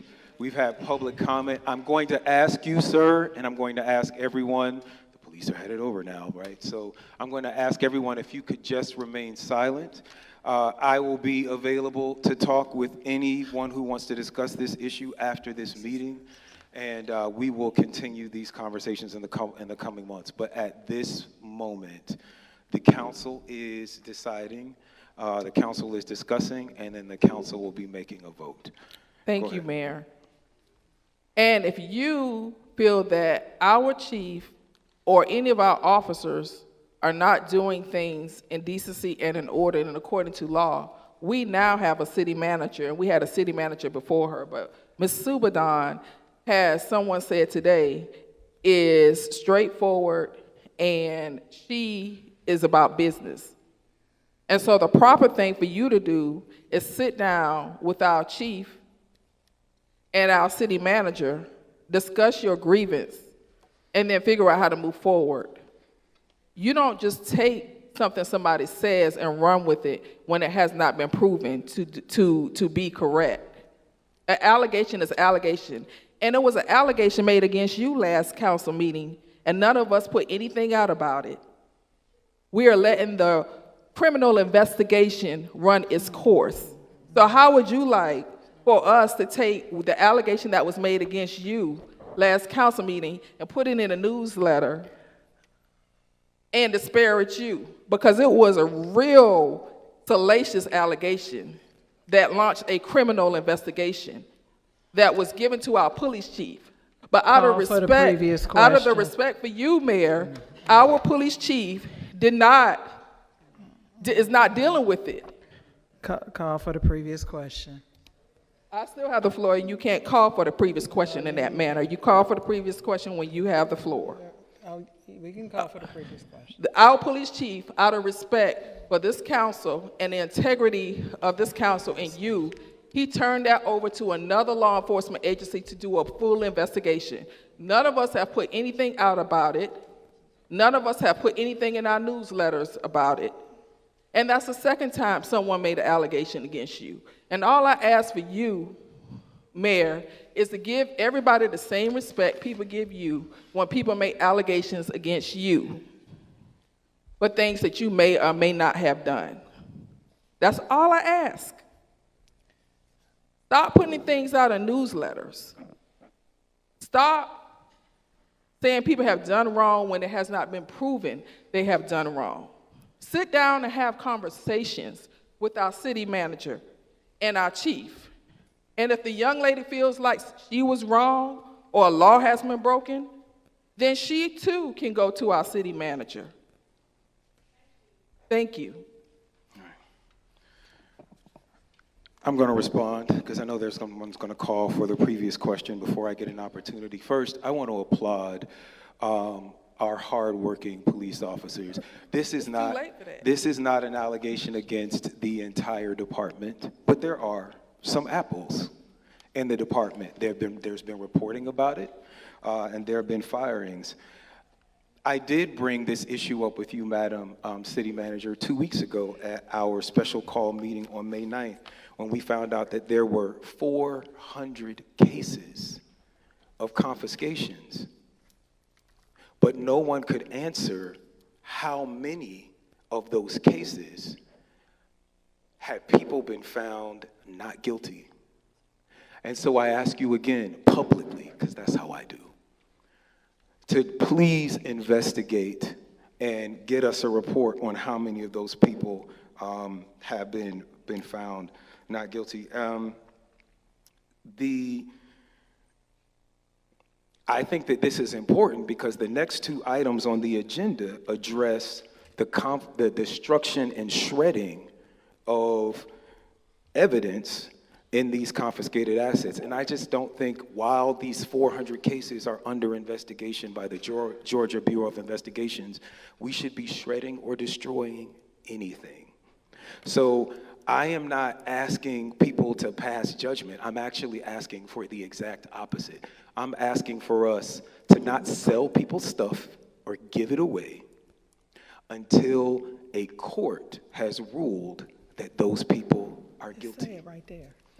It says it right And with that, those are my comments. The chair recognizes Mayor Pro Tem Williams.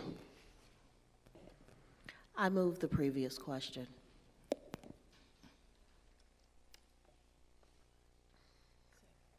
Is there a second? Do we need a second? Second. Okay. The previous question has been moved and seconded. Mr. Clerk, please call that vote. Roll call vote to call the previous question. Councilmember Burrell? Yes. Councilmember Gomes? Yes. Councilmember Willis? No. Councilmember Sebastian? Yes. Councilmember Reeves? Aye. You said nay? Yes. Aye. Aye, thank you. Mayor Pro Tem Williams Brown?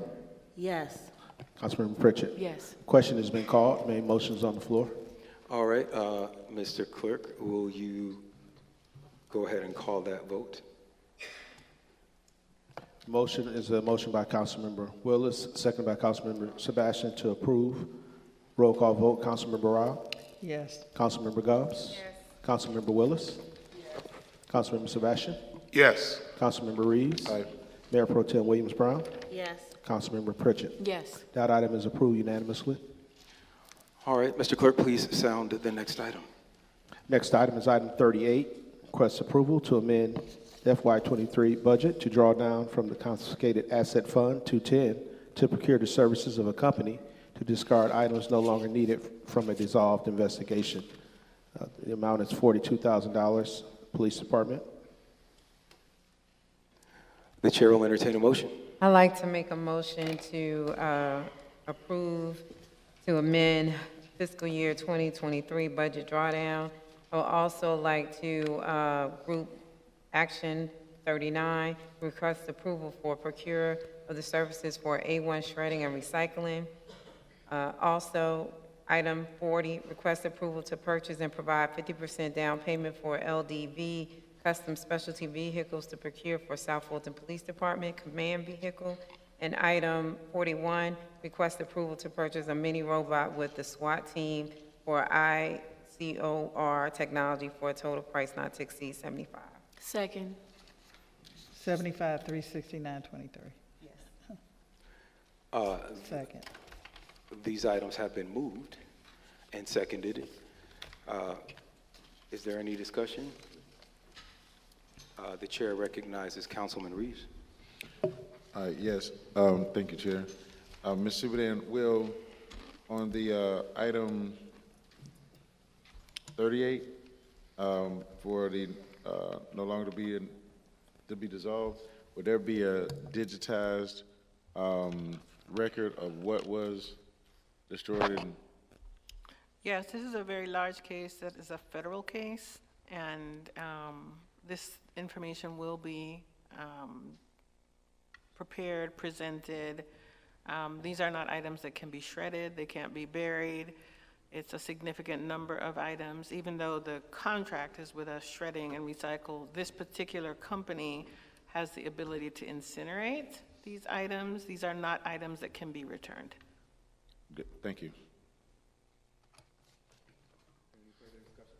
Dr. Rao? Yes, just to clarify for the benefit of the public, the processes that we put in place require that court orders, releases for property control are in place. So I don't want anybody to think that we're willy-nilly trying to move forward with discarding property. If you look at the resolution that was just passed, it addresses making sure it's tracked through every step of the process. So. All right, any further discussion? Seeing and hearing none. Mr. Clerk, please call the vote. It's a roll call vote to approve items 38, 39, 40, and 41.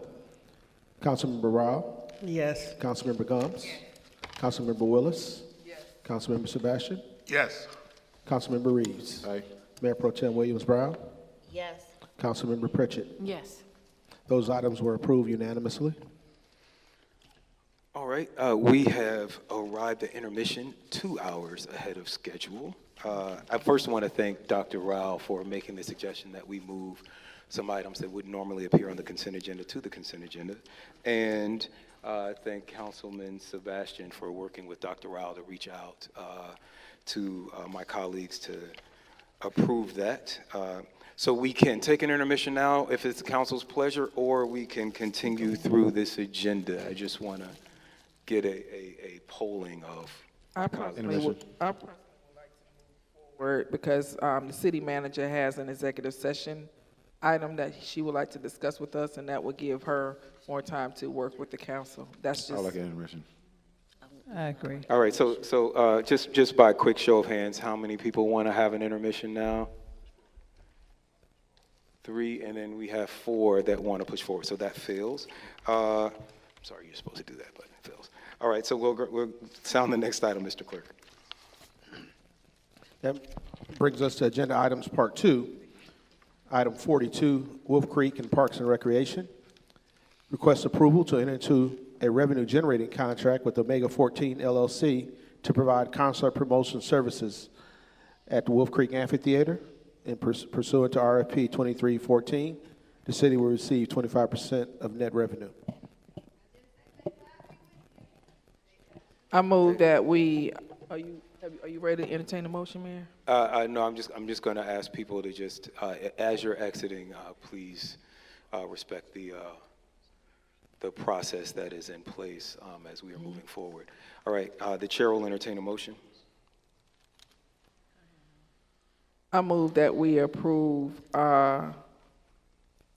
Measure 42, request for approval to enter into a revenue-generating contract with Omega 14 LLC to provide concert promotion services annual contract. I also move that we approve the request to enter in contract with Next Level Events to provide musical artist acquisition and backline for Juneteenth.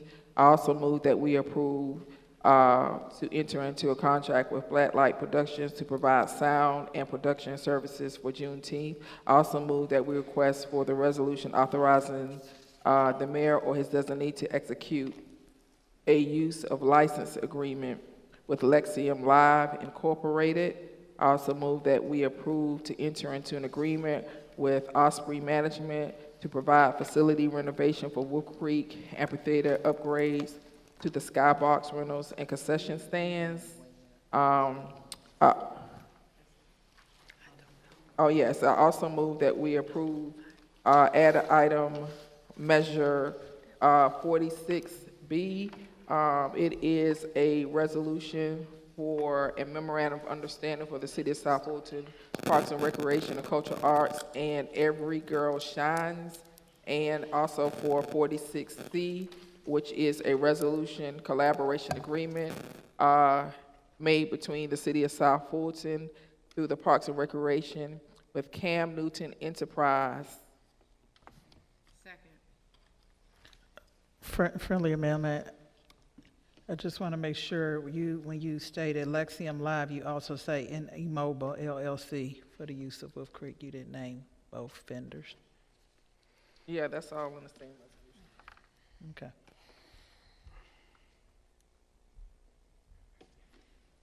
All right, these 1, 2, 3, 4, 5, 6, 7 items have been moved and seconded. Is there any discussion? Seeing and hearing none, Mr. Clerk, please call the vote. Roll call vote. Councilmember Rao? Yes. Councilmember Gomes? Yes. Councilmember Willis? Yes. Councilmember Sebastian? Yes. Councilmember Reeves? Aye. Mayor Pro Tem Williams-Brown? Yes. Councilmember Pritchett? Yes. Items 42 through 46C were approved unanimously. All right, Mr. Clerk, please sound the next item. That brings us to item 46D, which is an add-on item, discussion of Eddie Munford Day. Mayor Khalid. Give me 1 Is Ms. Munford here? All right. I would ask you to come down to just clarify what I will be introducing. This is a request to approve a special use permit for Eddie Munford Day.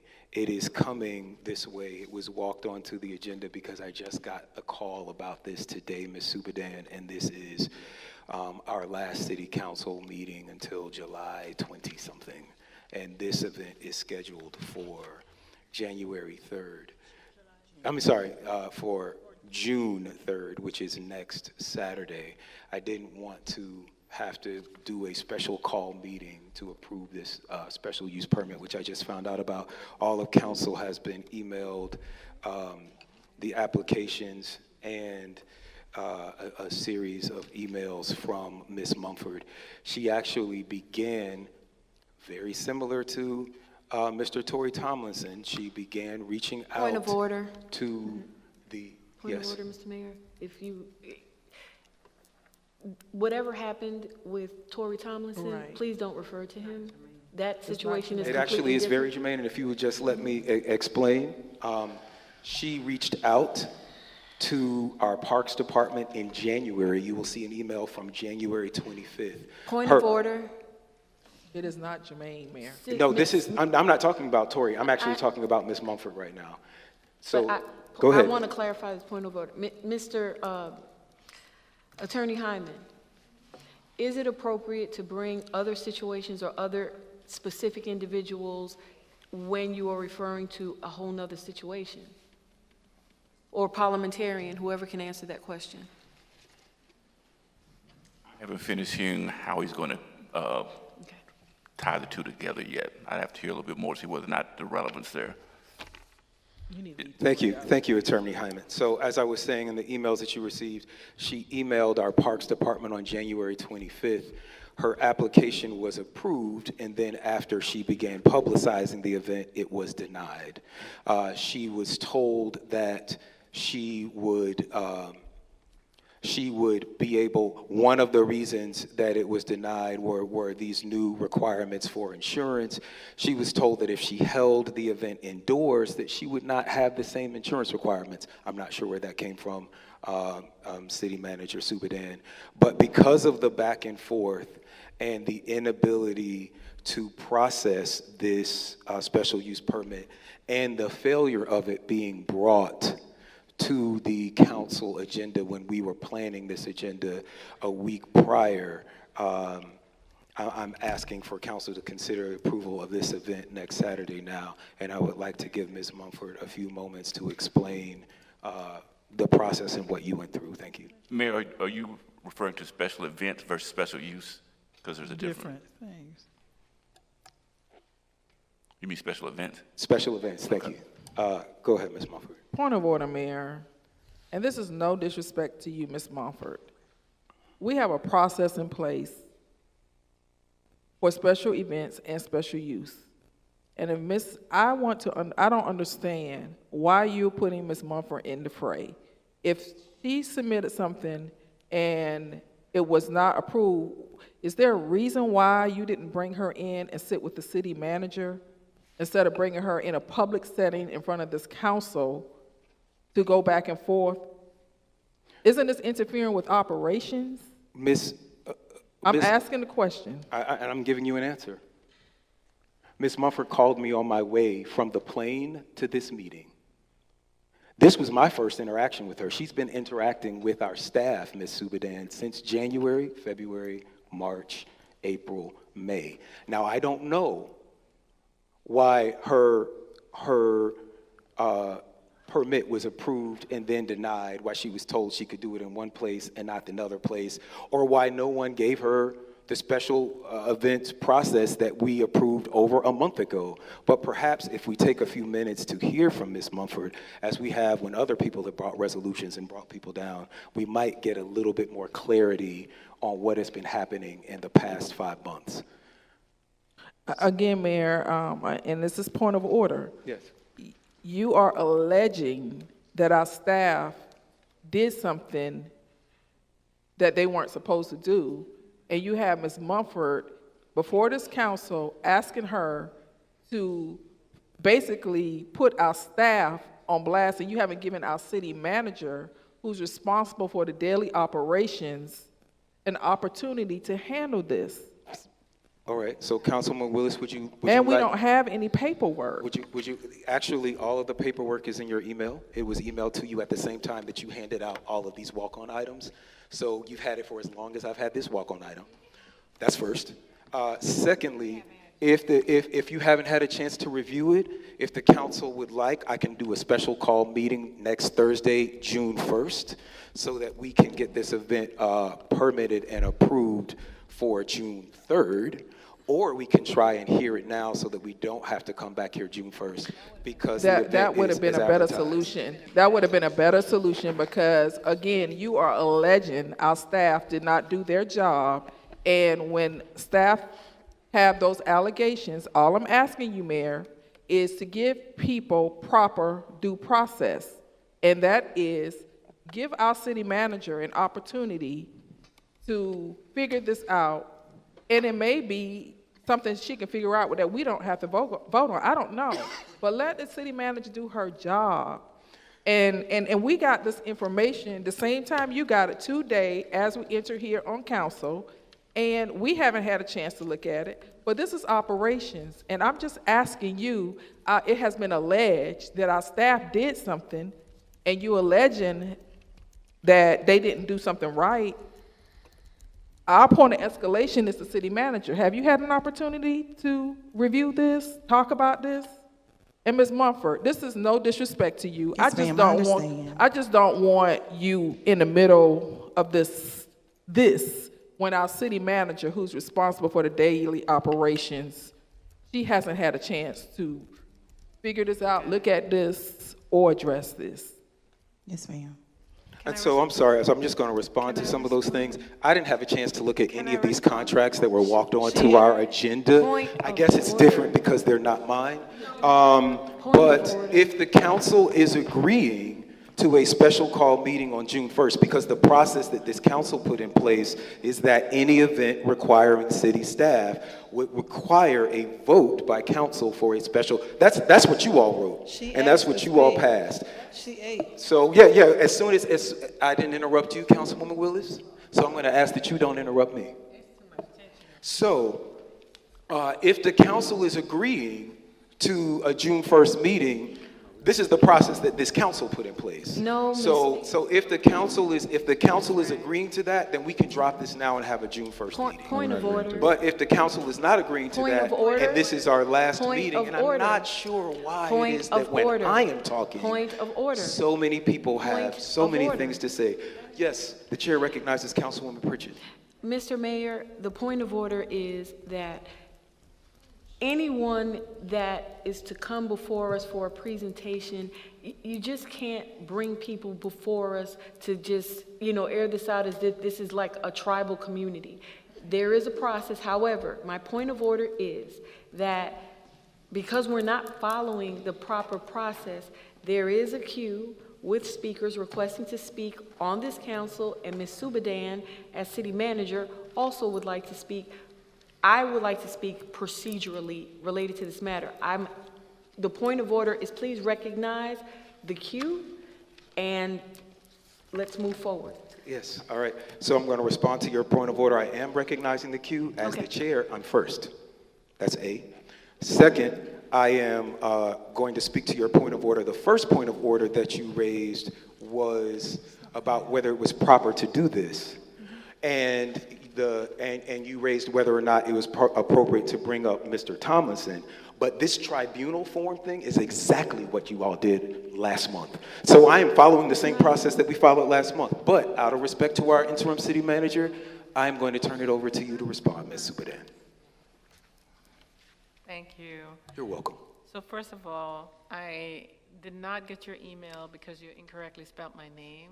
Had I gotten it, I would have tried to get to you before this meeting. So I have not had an opportunity to try to figure out what happened. Mr. McClendon is trying to check now with the Parks Director to see if we can sort this out. What I would recommend is if she meets all the requirements, can this body authorize me to approve her event? Absolutely. If all of her requirements are met. Because at this point, I can't speak to it because I don't know if all of her requirements are met. I agree. I move. So the chair will entertain a motion. I'm in the queue, Mr. Mayor. There are speakers in the queue. I move that we do a conditional approval. There are speakers in the queue. Thank you for that word, Councilmember Sebastian.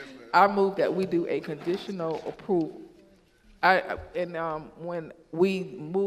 move to do conditional approval, and there's a second, the mayor can still recognize them through discussion. Absolutely. Second. Am I correct, Mayor? Absolutely. And it's been properly moved and seconded. Discussion. Councilwoman Pritchett. So, Mr. Mayor, I would like to say, number one, as mayor and council, we are not involved in the everyday operations of this city. And per the charter and per our mandate, we're really to stay out of those type of matters. How it should function is if you had an issue with this process, it should be referred to the city manager and to those department heads. And the person in that department that, nothing is being spoken about should have the opportunity to work with you on that process. So I would just like to see in the future that we follow what our responsibilities are.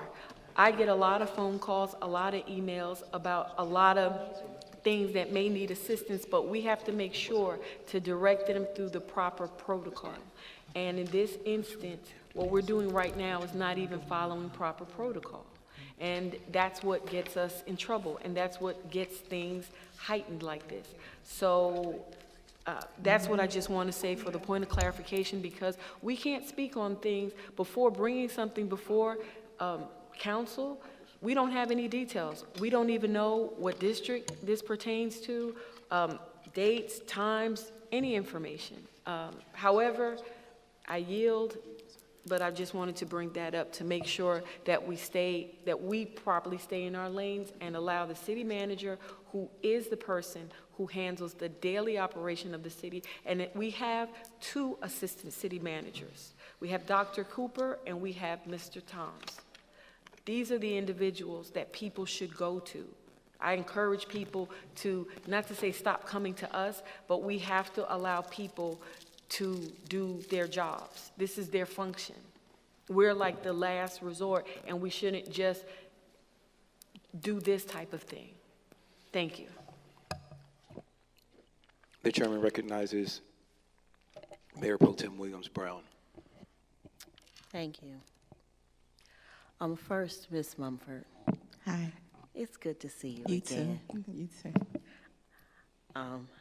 And I'm sorry that it's under these circumstances. It's okay. But I do want you to know that at least I did, you emailed us at 4:38. At least that's when the email came, as council meeting was underway.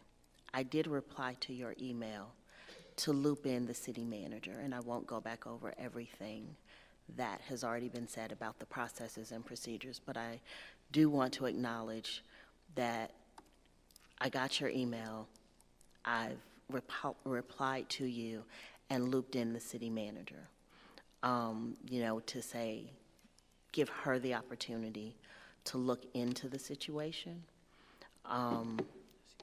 to try to see if we could work through what happened with approval, disapproval, approval, moving from Old National Park to Burdette Park.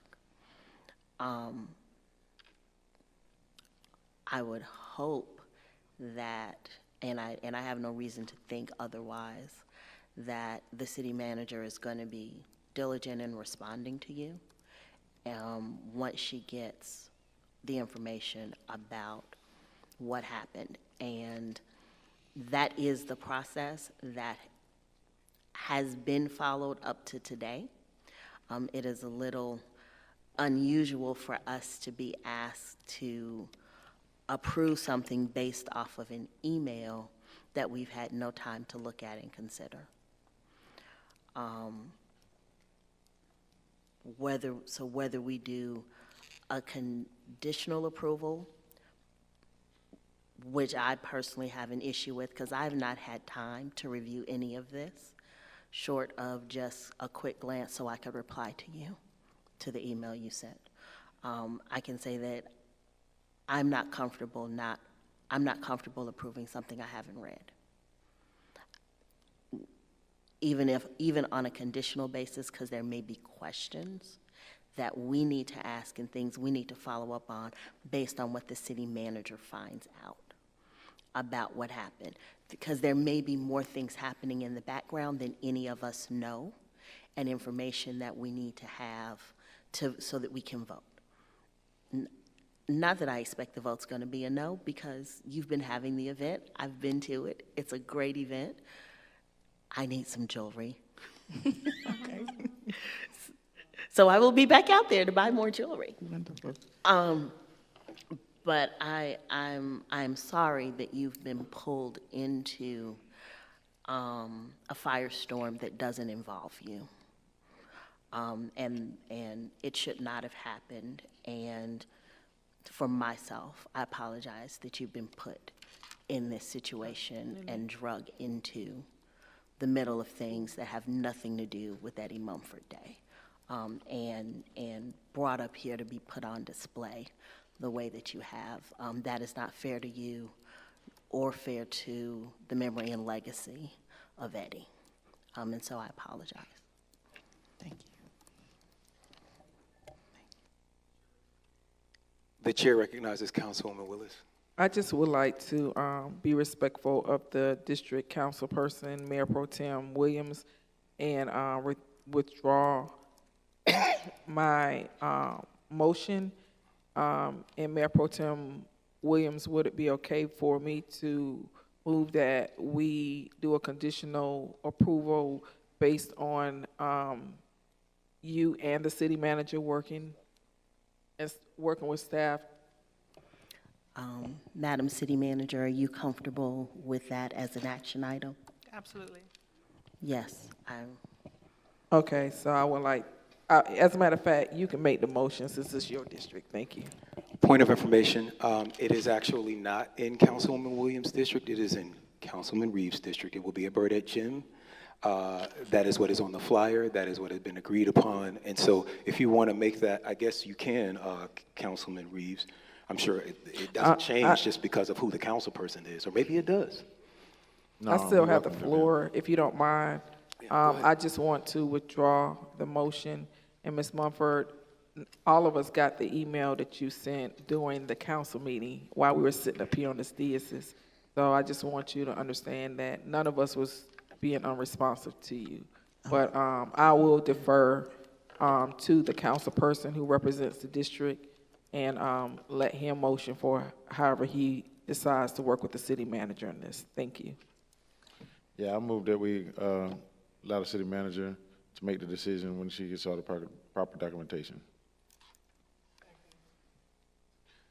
It's been properly moved and seconded. Dr. Rao. I want to beat a dead horse, but while we're out in June, I would like to request for our July work session that we have a presentation, because I've been on council for 6 years. I've never seen the level of confusion that I've seen in these last couple of months. I don't know who's confused. Right. So I want that process I'd like the city manager to look at it, make sure it is clearly communicated from City Hall to whatever stakeholders, because I also don't want a constituent going back and forth for months and not having a clear answer. So I don't know why that's occurring. I would like you to look at that and bring something back to this council. Yes, ma'am. One of the things we're going to do in the June break is to map out each of these processes and make sure that we're following everything that you have approved for all of the different categories of events. Okay, thank you. All right. Yes, Councilwoman Gums.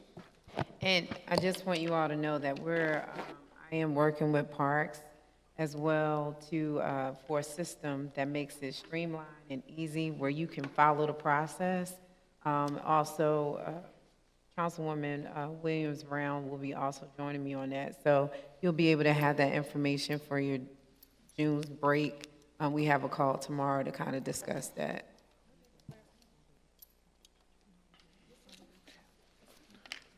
All right, are there any further comments? All right, thank you, Ms. Mumford.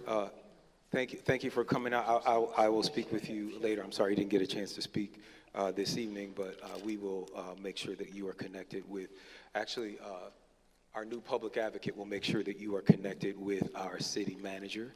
And if Ms. Brooks is here, if you would just get her contact information, Mr. Brooks or Yusuf will be with you. And as soon as you take your seat, they'll be with you. I want to thank my colleagues for all of their input. I want to thank Dr. Rao for that excellent suggestion. I have already added it to the agenda for our July 11th work session. And I want to thank you, Ms. Mumford, and all of the event promoters who have brought to our attention some of the holes in our special event permitting process. And with that, Mr. Clerk, please call the vote. It's a roll call vote. Councilmember Rao? Yes. Councilmember Gums? Yes. Councilmember Willis? Councilmember Sebastian? Yes. Councilmember Reeves? Aye. Mayor Pro Tem Williams Brown? Yes. Councilmember Pritchett? Yes.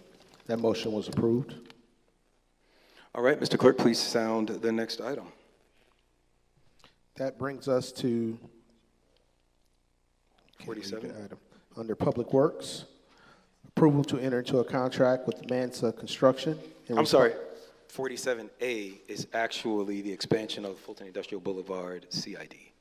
Oh, I thought 47A came after 47. Right. Oh, I'm sorry, that's not how I had it.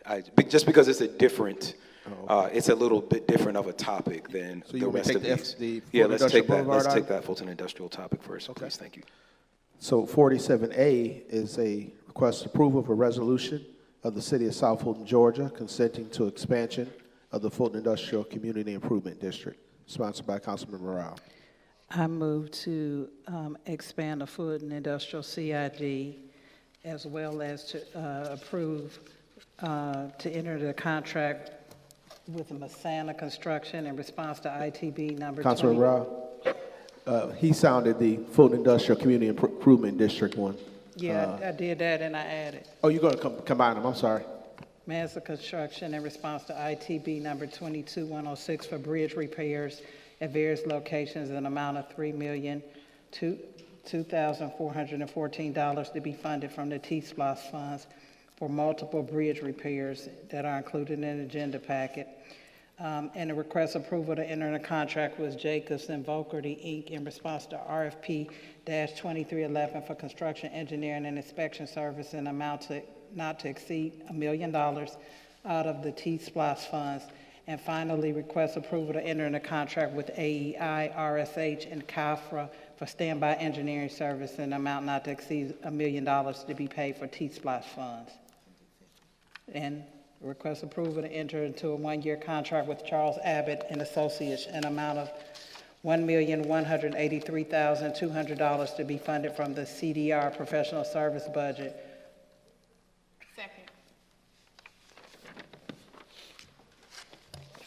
All right, these items have been all moved and seconded. Is there any discussion? Seeing and hearing none, Mr. Clerk, please call the vote. Roll call vote, Councilmember Rao? Yes. Councilmember Gums? Yes. Councilmember Willis? Yes. Councilmember Sebastian? Yes. Councilmember Reeves? Aye. Mayor Pro Tem Williams Brown? Yes. Councilmember Pritchett? Yes. Items 47, 47A, 48, and 49, and 50 were all approved unanimously. All right, thank you. Mr. Clerk, please sound the next item. Next item is item 51. It's the second read and request council approval of an ordinance to amend Title I Administration, Chapter 9 Purchasing, Contracting, and Disposition of Property of the Code of Ordinance of the City of South Fulton, Georgia, to modify the city manager's purchasing authority and for other lawful purposes. Sponsored by Councilmembers Williams Brown, Willis, and Rao. The chair will entertain a motion. I move that we approve Measure 51, second read, request for council approval of an ordinance to amend Title I, Administration, Chapter 9, Purchasing, Contracting, and Disposition of Property to the Code Ordinances. I also move that we request approval for payments to Turnkey Solutions to provide virtual assistance services for services rendered from December 22nd to March 23rd, and service to be rendered in expiration of July 31st, 2023, in the amount not to exceed $25,000. All right, these items have been moved and seconded. Any discussion? Yes. All right, the chair recognizes Dr. Rao. This is a question for the city manager. With the turnkey solutions, I know one of the things I talked to you about, I need people answering phones in City Hall. Is this part of this strategy? How will that work? Are we going to get a call center? Every department needs to have a number dedicated that somebody is picking up that phone. I receive so many calls that I really shouldn't have to field. Totally agree. One of the things I would like to do is expand the temporary call center that we have stood up and make it permanent. We have 4 call takers specifically answering phones around solid waste, but once the service is up and running, we anticipate that Waste Pro will pick up the calls and the number and the volume of calls will go down. At that point, I'd like to make that a permanent addition and look at how we can best route calls. I still think we may need a virtual assistant for after hours and weekends and overflow, but long-term, my goal is for us to have a really robust customer service experience for our customers and our citizens. Thank you, because we can't be a world-class city if you can't reach anybody on the phone, so thank you for that. All right, any further discussion? Seeing and hearing none, Mr. Clerk, please call the vote. Roll call vote, Councilmember Brown? Yes. Councilmember Gums? Yes. Councilmember Willis? Yes. Councilmember Sebastian? Yes. Councilmember Reeves? Aye. Mayor Pro Tem Williams-Brown? Yes. Councilmember Pritchett? Yes. Items 51 and 52 were approved unanimously. All right, Mr. Clerk, please sound the next item. Next item is item 53, request council approval of a resolution for a paid internship program. All right, the chair will entertain a motion. I move that we approve the request for council for resolution for paid internship program. Second. It's been properly moved and seconded. Is there any discussion? Yes. The chair recognizes Mayor Pro Tem Williams-Brown. Yes, thank you. And I think this question might be for the city manager, but was there any paperwork besides the resolution that was put into the legislative queue? Yeah, there's no details, or maybe I'm overlooking the details about the specifics of the program, who, what, when, where, why, how. Yeah, we did prepare a framework for how the program would work. Very specifically, I thought it was in the legislative portal. The HR manager prepared a document. In that document, we talked about how the program would work. Every applicant would have to be sponsored by a university. They would have to meet all of the requirements of background check, drug testing. They would have to follow all of the HR policies of the city. Every department would have to identify funding in their current budget to be able to sponsor the hiring of interns, and they would have to identify projects. A report will have to be done at the end of the summer on what they did, which will be reported to their school. So I apologize if you didn't get that, but there is a very detailed document that was prepared that traveled with this resolution. I'm not sure what happened. I know that And who's going to be supervising these interns, and what work will they be doing? So very specifically, every department would supervise their own interns. Like I said, they would flow through HR. And so the departments would supervise, and they would have to identify projects. one of the things that we outlined in the framework is they could not be just doing miscellaneous work. The goal is for them to enhance their college experience and take away from their internship period experience that will enhance their learning and also help us in the city. And what safeguards are in place to ensure that the interns are not misused and given tasks outside of the scope of whatever program has been scaffolded up? You know, to a degree, there's a level of trust that's going to be required of department heads that hire interns. There will be that outline, that scaffolding. Individuals who operate outside those lines will be in violation of the program. But quite honestly, is there expectation for me that department heads will follow that? I expect that. And I would expect that each of you, who I don't supervise, would police yourselves. I know that at least one of you already is engaged in this process, and you have all had interns before. And what consequences are in place for when the inevitable infraction occurs? So if the inevitable infraction occurs, from my perspective, there would be, for my department heads, there would be accountability. I've already had this conversation with my team that interns cannot and will not be misused in the course of their duties. Okay, thank you. But wait, before I yield, because since this is a resolution, has this been through the legislative process? Because when I went over to the queue to look for it, our legislative process queue, I don't see it there. It's residing in my email. Okay. That's a question for Corey. No, it has not been through the legislative process. The city attorney's office provided this resolution only on Thursday of last week to me. Okay. Thank you. The chair recognizes Councilwoman Gomes. Okay, so if I'm clear, this is a citywide internship program, not just for council or any council member. It's citywide. Correct, and the rules around it will cover both paid and unpaid, but we wanted to make sure that there was consistency across the organization, and also it wouldn't matter if they were paid by someone else. So if the university was paying them, our rules, in addition to the university's rules, would still apply. Okay, and is this only with UGA?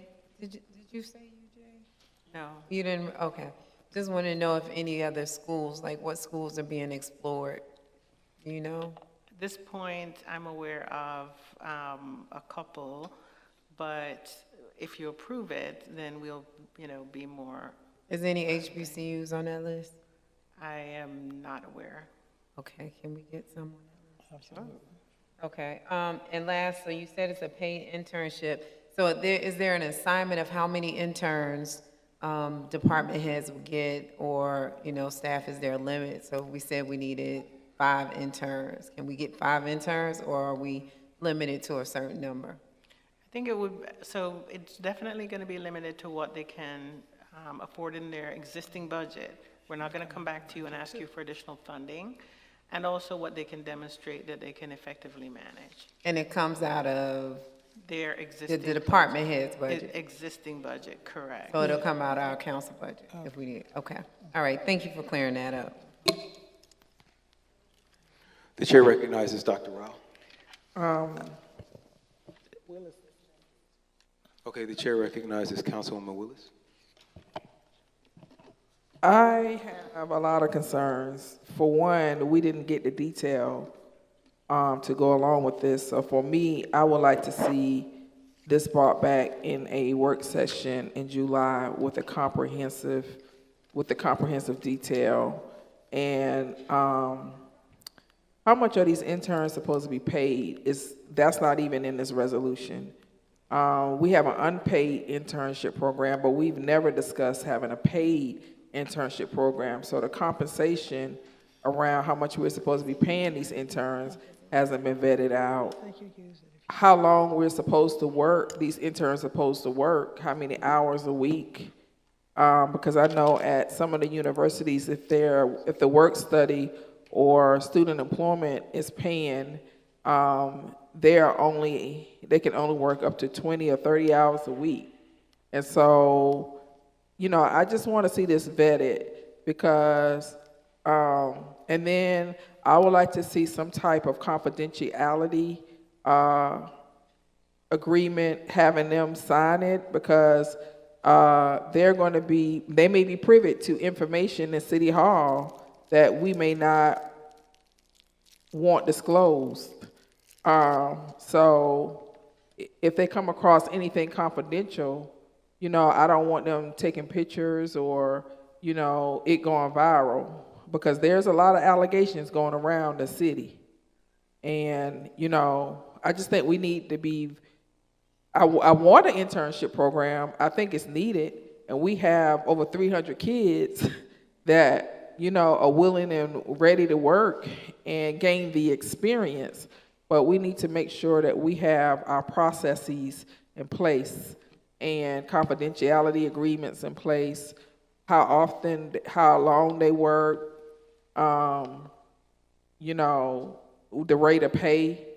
So because we just got this and it's just a resolution and it says universities and other institutions of higher learning, what does that mean? Are we going to also include technical schools? Because I think we should. I support this, but I think we need to make sure that it is well documented, vetted, and written out. So I'm not comfortable at this time approving this measure because it's just a resolution and it lacks a lot of detail. And I know when dealing with students and someone's child, we need to make sure we have proper protocol in place. And because I don't want any more allegations and criminal investigations. So can we please bring this back in July? For me, that's where I am. I don't know about the rest of my colleagues. The chair recognizes Dr. Rao. We already have an unpaid. I am assuming it's just aligns with the money, like you said, in departments, but I would also like to see it flesh out. I know Fulton County currently has an internship program for its public works department, which I've been sharing because it's very detailed, kind of outlines the scope. I think we need to have something that's fleshed out a little more. And so I would recommend that, I think it's important, I want to have internship opportunities. If the HR department can flesh that out and we call I'll come to a special call meeting to deal with that. I think it's important for our kids to have opportunities this summer, but we want to make sure we have all our ducks in a row. Yeah, I apologize that the information didn't get into the portal. We've worked with the attorney. We have an internship agreement. The rate is $17 an hour, 29 hours a week, no more than 29 hours a week. So all of these details were worked through with the city attorney. Somehow we miscued and didn't get it into the proper legislative process. Well, I'm open to a special, if you could forward that information so we could get our questions answered and we probably won't have these concerns. All right, I just want to make a few comments before I turn it over to Councilman Reeves. I actually like the way that this is written. I have a lot of trust in you, Interim City Manager Subadan. I know I was in some of these conversations. I know that finance, the city attorney's office, risk management, and HR all worked on this with you. I wanted the minimum pay to be $15 an hour, because that's what our minimum is. And Ms. Subidan actually suggested a higher amount. I was worried that, like law school students that are adults in the legal department would be paid the same amount as, someone who might be working in like Parks and Rec that doesn't have, a college degree. And so she actually agreed to take a look at that. So I like the latitude that we have given you, Ms. Subidan, and all the department heads to set the budgets. And I trust the work that has been done on this. I'm super excited. We just talked about all of these incredible scholars that we have, and so being able to create pathways to employment in our city is wonderful. I also know that we've been struggling with our unpaid intern program for quite some time because these kids today, they're just not working for free. That's right. Gas is $4 a gallon. We're nowhere near any school except Carver Bible College. So I think that it's just a really great way to find the next generation of talented administrators. Councilman Reeves. Thank you, Chair, for recognizing me. Madam Subidan, did we have a previous existing intern program laid out? I thought we did. That I can't answer. I know that there have been interns that have come through at different times. I'm not sure of how formal those agreements are, or if those agreements are with those specific universities. But to my knowledge, you can help me, I don't believe the council has adopted a paid internship program. Okay, paid intern program through the city. Correct. Thank you. Okay, so because there are programs that's out there that the programs actually pays for the interns itself, but I personally would like to thank our interns that come through the Partnership for Inclusion program, Mr. Al Williams, who also does photography and 3D printing, and Mr. Matthew Pope. And, as thank you all for that, as we do believe in policy process and protocols that we follow so that we can make sure that we are in accord with set forth of our cities. And with that, call for the vote. Amen.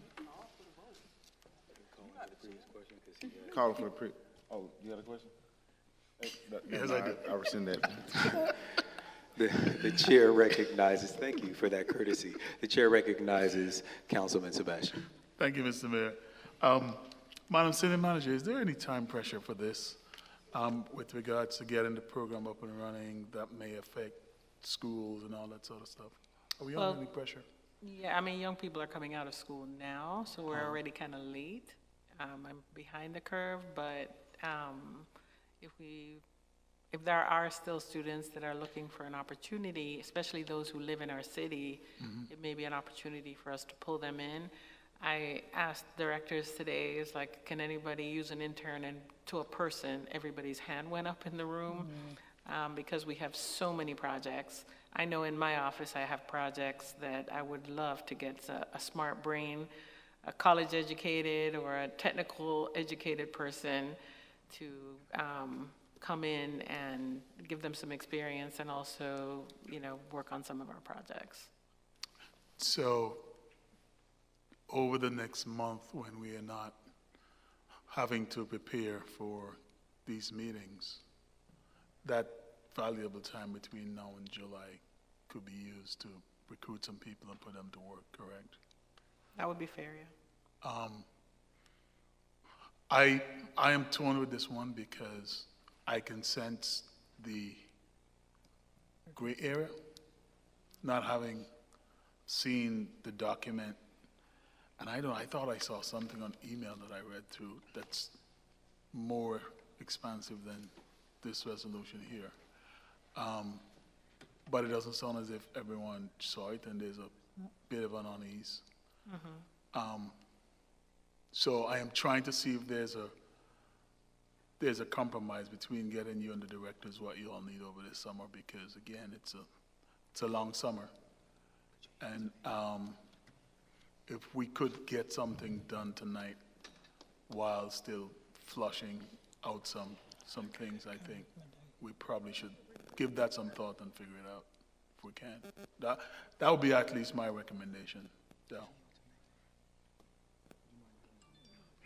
And the mayor asked that I yield to him, so I'll yield to him. Yeah, I just wanted to ask a point of clarification, because Councilman Sebastian talked about the exigency of this program, but we just heard from Councilman Reeves. We actually already have paid and unpaid interns in our building right now. Is that correct? As far as, I don't know if they're in our building, but I do know that we have interns that are making their way around. Right, so I think I do think it might be a little exigent to at least give you the latitude to put some framework in place for the interns that are already here. I yield back, because I didn't know if you knew that. No, I wasn't.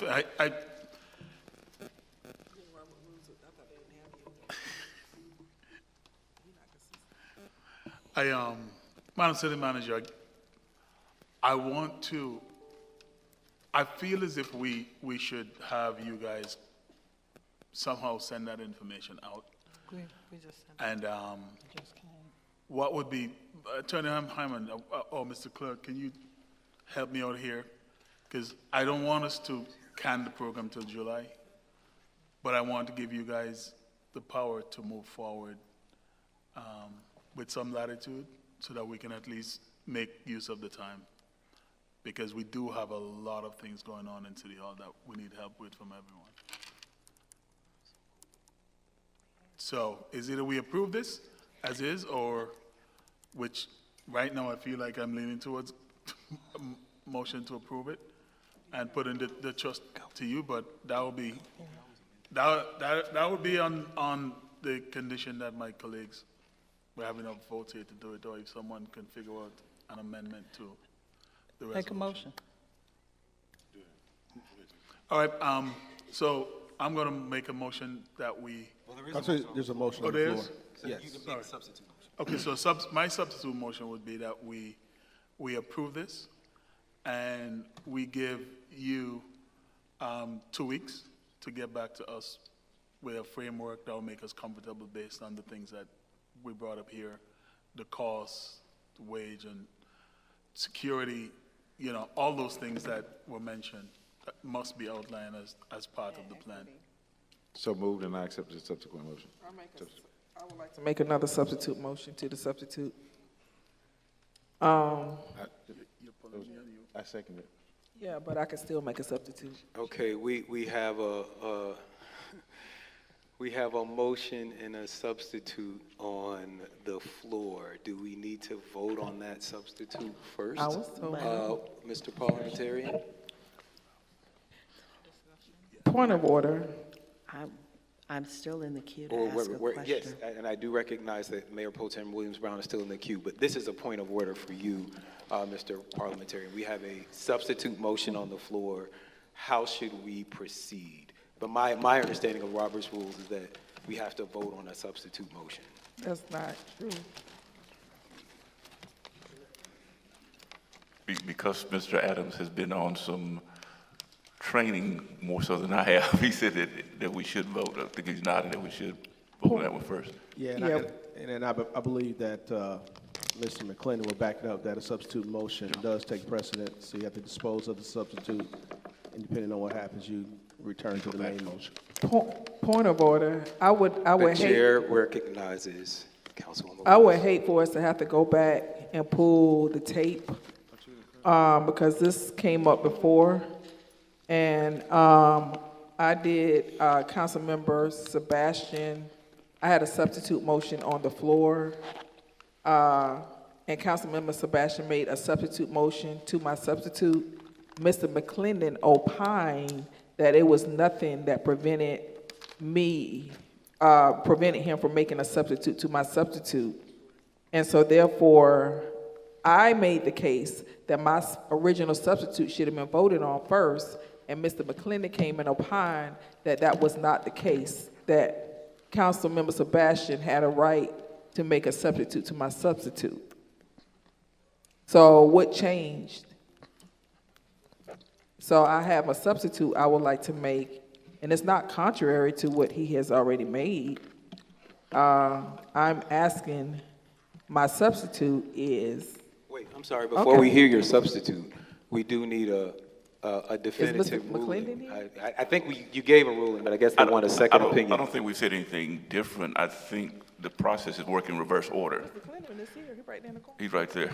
I think what would have been mentioned from Mr. Adams and Mr. McClendon is that you were going to work in reverse order.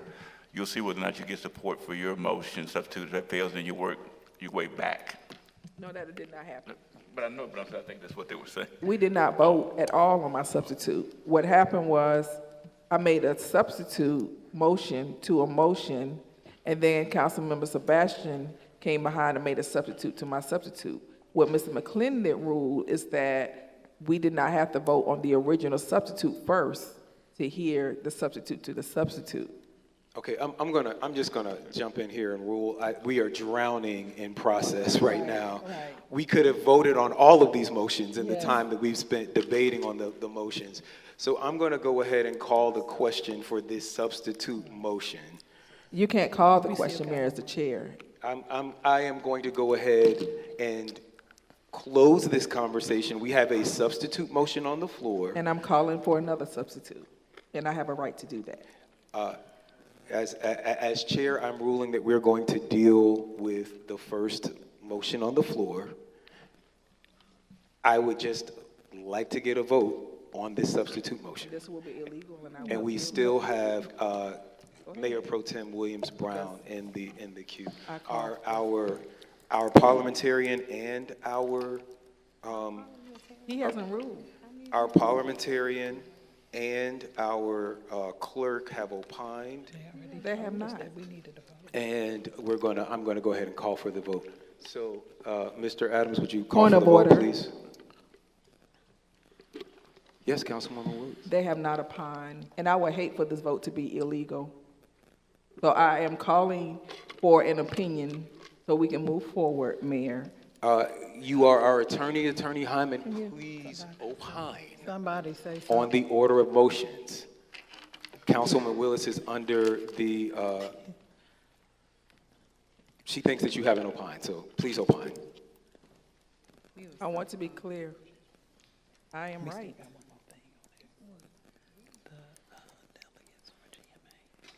And you can't deny me.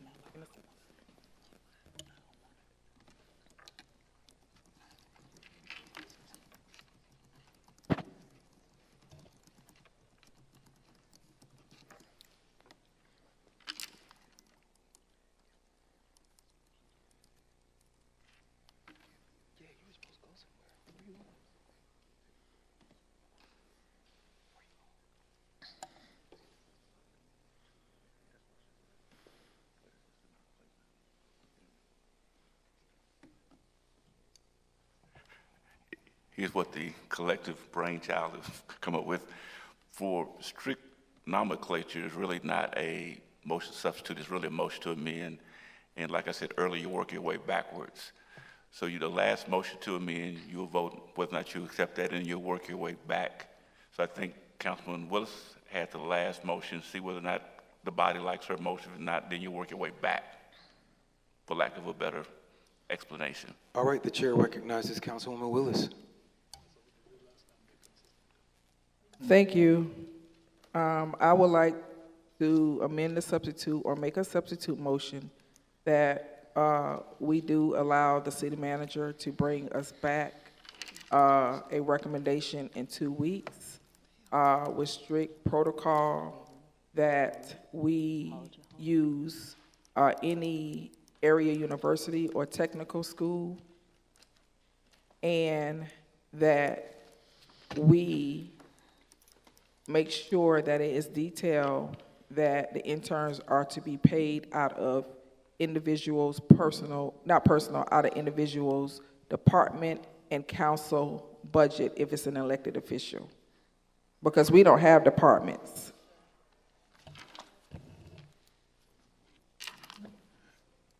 All right, Mr. Clerk, please call the vote.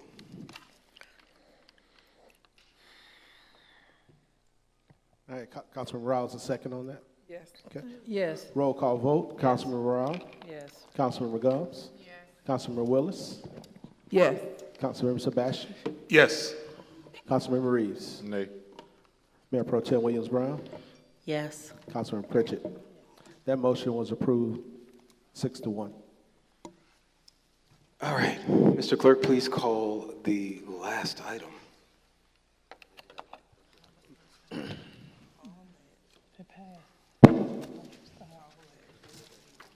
So the last item is a resolution. He's saying we have to go back to the original amendment. I'm sorry, I don't know. What are we doing? I don't know. Yeah, my understanding, that was a motion to approve the item with the conditions as outlined by Councilmember Willis. So does that void, well, they're conferring. So I thought it was finished. pause, we're going to It's play some finished. We Jeopardy passed it. music while we wait for our attorney to opine. If that's the case, change mine to a yay. I'm going to wait for our city attorneys. Our attorneys are opining. Okay, right, so you change mine to a yay. The motion was to approve with those conditions. Right. So Attorney Hyman, that substitute, once He it's said- passed, voids out all of the other substitutes. We said we're good. Okay, great. Then All right. change my, then I would like to change my vote to the yay. With the body's consent, that makes that vote unanimous. Okay. Awesome. All right, Mr. Clerk, please call the last item. I thought that was the last item. The last item was a resolution submitted by Councilmember Pritchett asking for the delegation of the voting delegate as well as the delegate to the Parade of Flags for the Georgia Municipal Association Annual Conference in June. I move that we approve the resolution as presented. Second. It's been properly moved and seconded. Is there any discussion? The chair recognizes Councilwoman Pritchett. I would like to to say that I am volunteering to be the designated voting delegate and the delegate for the Parade of Flags. After speaking to a few of the members on council, if that's not a problem, I actually would like that language included in the resolution. So you are making some kind of motion to amend the motion to approve to include language that names you as the delegate for the delegation, the voting delegate for the delegation. Actually, the resolution requires council to vote on, to name who the delegate's going to be. That's the whole purpose of the resolution. And I think Councilman Pritchett was just saying that she would volunteer if that was the consensus of the council. Okay, so then we will have another item after. You're saying the resolution calls for a vote? I would amend my resolution to name Councilwoman Pritchett as the delegate to represent the city at the GMA conference. Second. There's an amended motion on the floor that's been moved and seconded. Is there any discussion? Any further discussion? Seeing and hearing none, Mr. Clerk, please call the vote. Roll call vote. Councilmember Barrow? Yes. Councilmember Gomes? Yes. Councilmember Willis? Yes. Councilmember Reeves? Aye. Mayor Pro Tem Williams Brown? Yes. Councilmember Pritchett? Yes. That item is approved, 6-0. All right. I'd like to make. I'm sorry. Please sound the next item, Mr. Next item on the agenda is executive session. All right, I will entertain a motion to go into executive session. I'd like to make a motion to adjourn to go into executive session for real estate personnel and litigation. Second. It has been properly moved and seconded. Mr. Clerk, please call the vote. Roll call vote to go into executive session. Councilmember Morale? Yes. Councilmember Gomes? Yes. Councilmember Willis? Yes. Councilmember Reeves? Aye. Mayor Pro Tem Williams Brown? Councilmember Pritchett? Yes. We are recessed at 7:22 p.m. for executive session. All right, while we're on recess, you can once again enjoy the vocal stylings of Mr. Byron.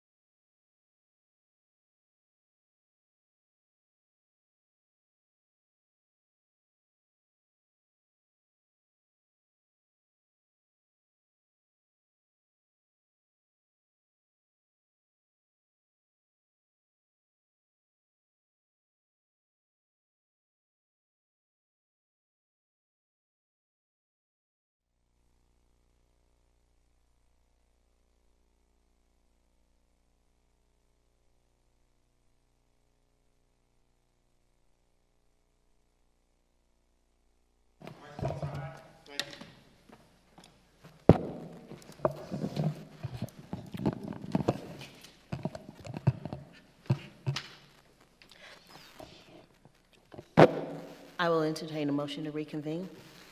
I move that we reconvene. It's been properly moved and seconded. Are we ready for the question? Yes. Roll call vote? Councilman Morale? Yes. Councilmember Gomes? Yes. Mayor Pro Tem Williams-Brown? Yes. Councilmember Pritchett? Yes. We are reconvened at 8:32 p.m. Mr. Clerk, were there any items in executive session that required public action? There were no formal items that require public action in the public. Thank you. That being said, I will entertain a motion to adjourn. I move that we adjourn. It has been properly moved and seconded that we adjourn. Are we ready for the question? Yes. Roll call vote? Roll call vote to adjourn. Councilmember Morale? Yes. Councilmember Gomes? Yes. Mayor Pro Tem Williams-Brown? Yes. Councilmember Pritchett? Yes. We are adjourned at 8:33 p.m. Thank you and have a good evening.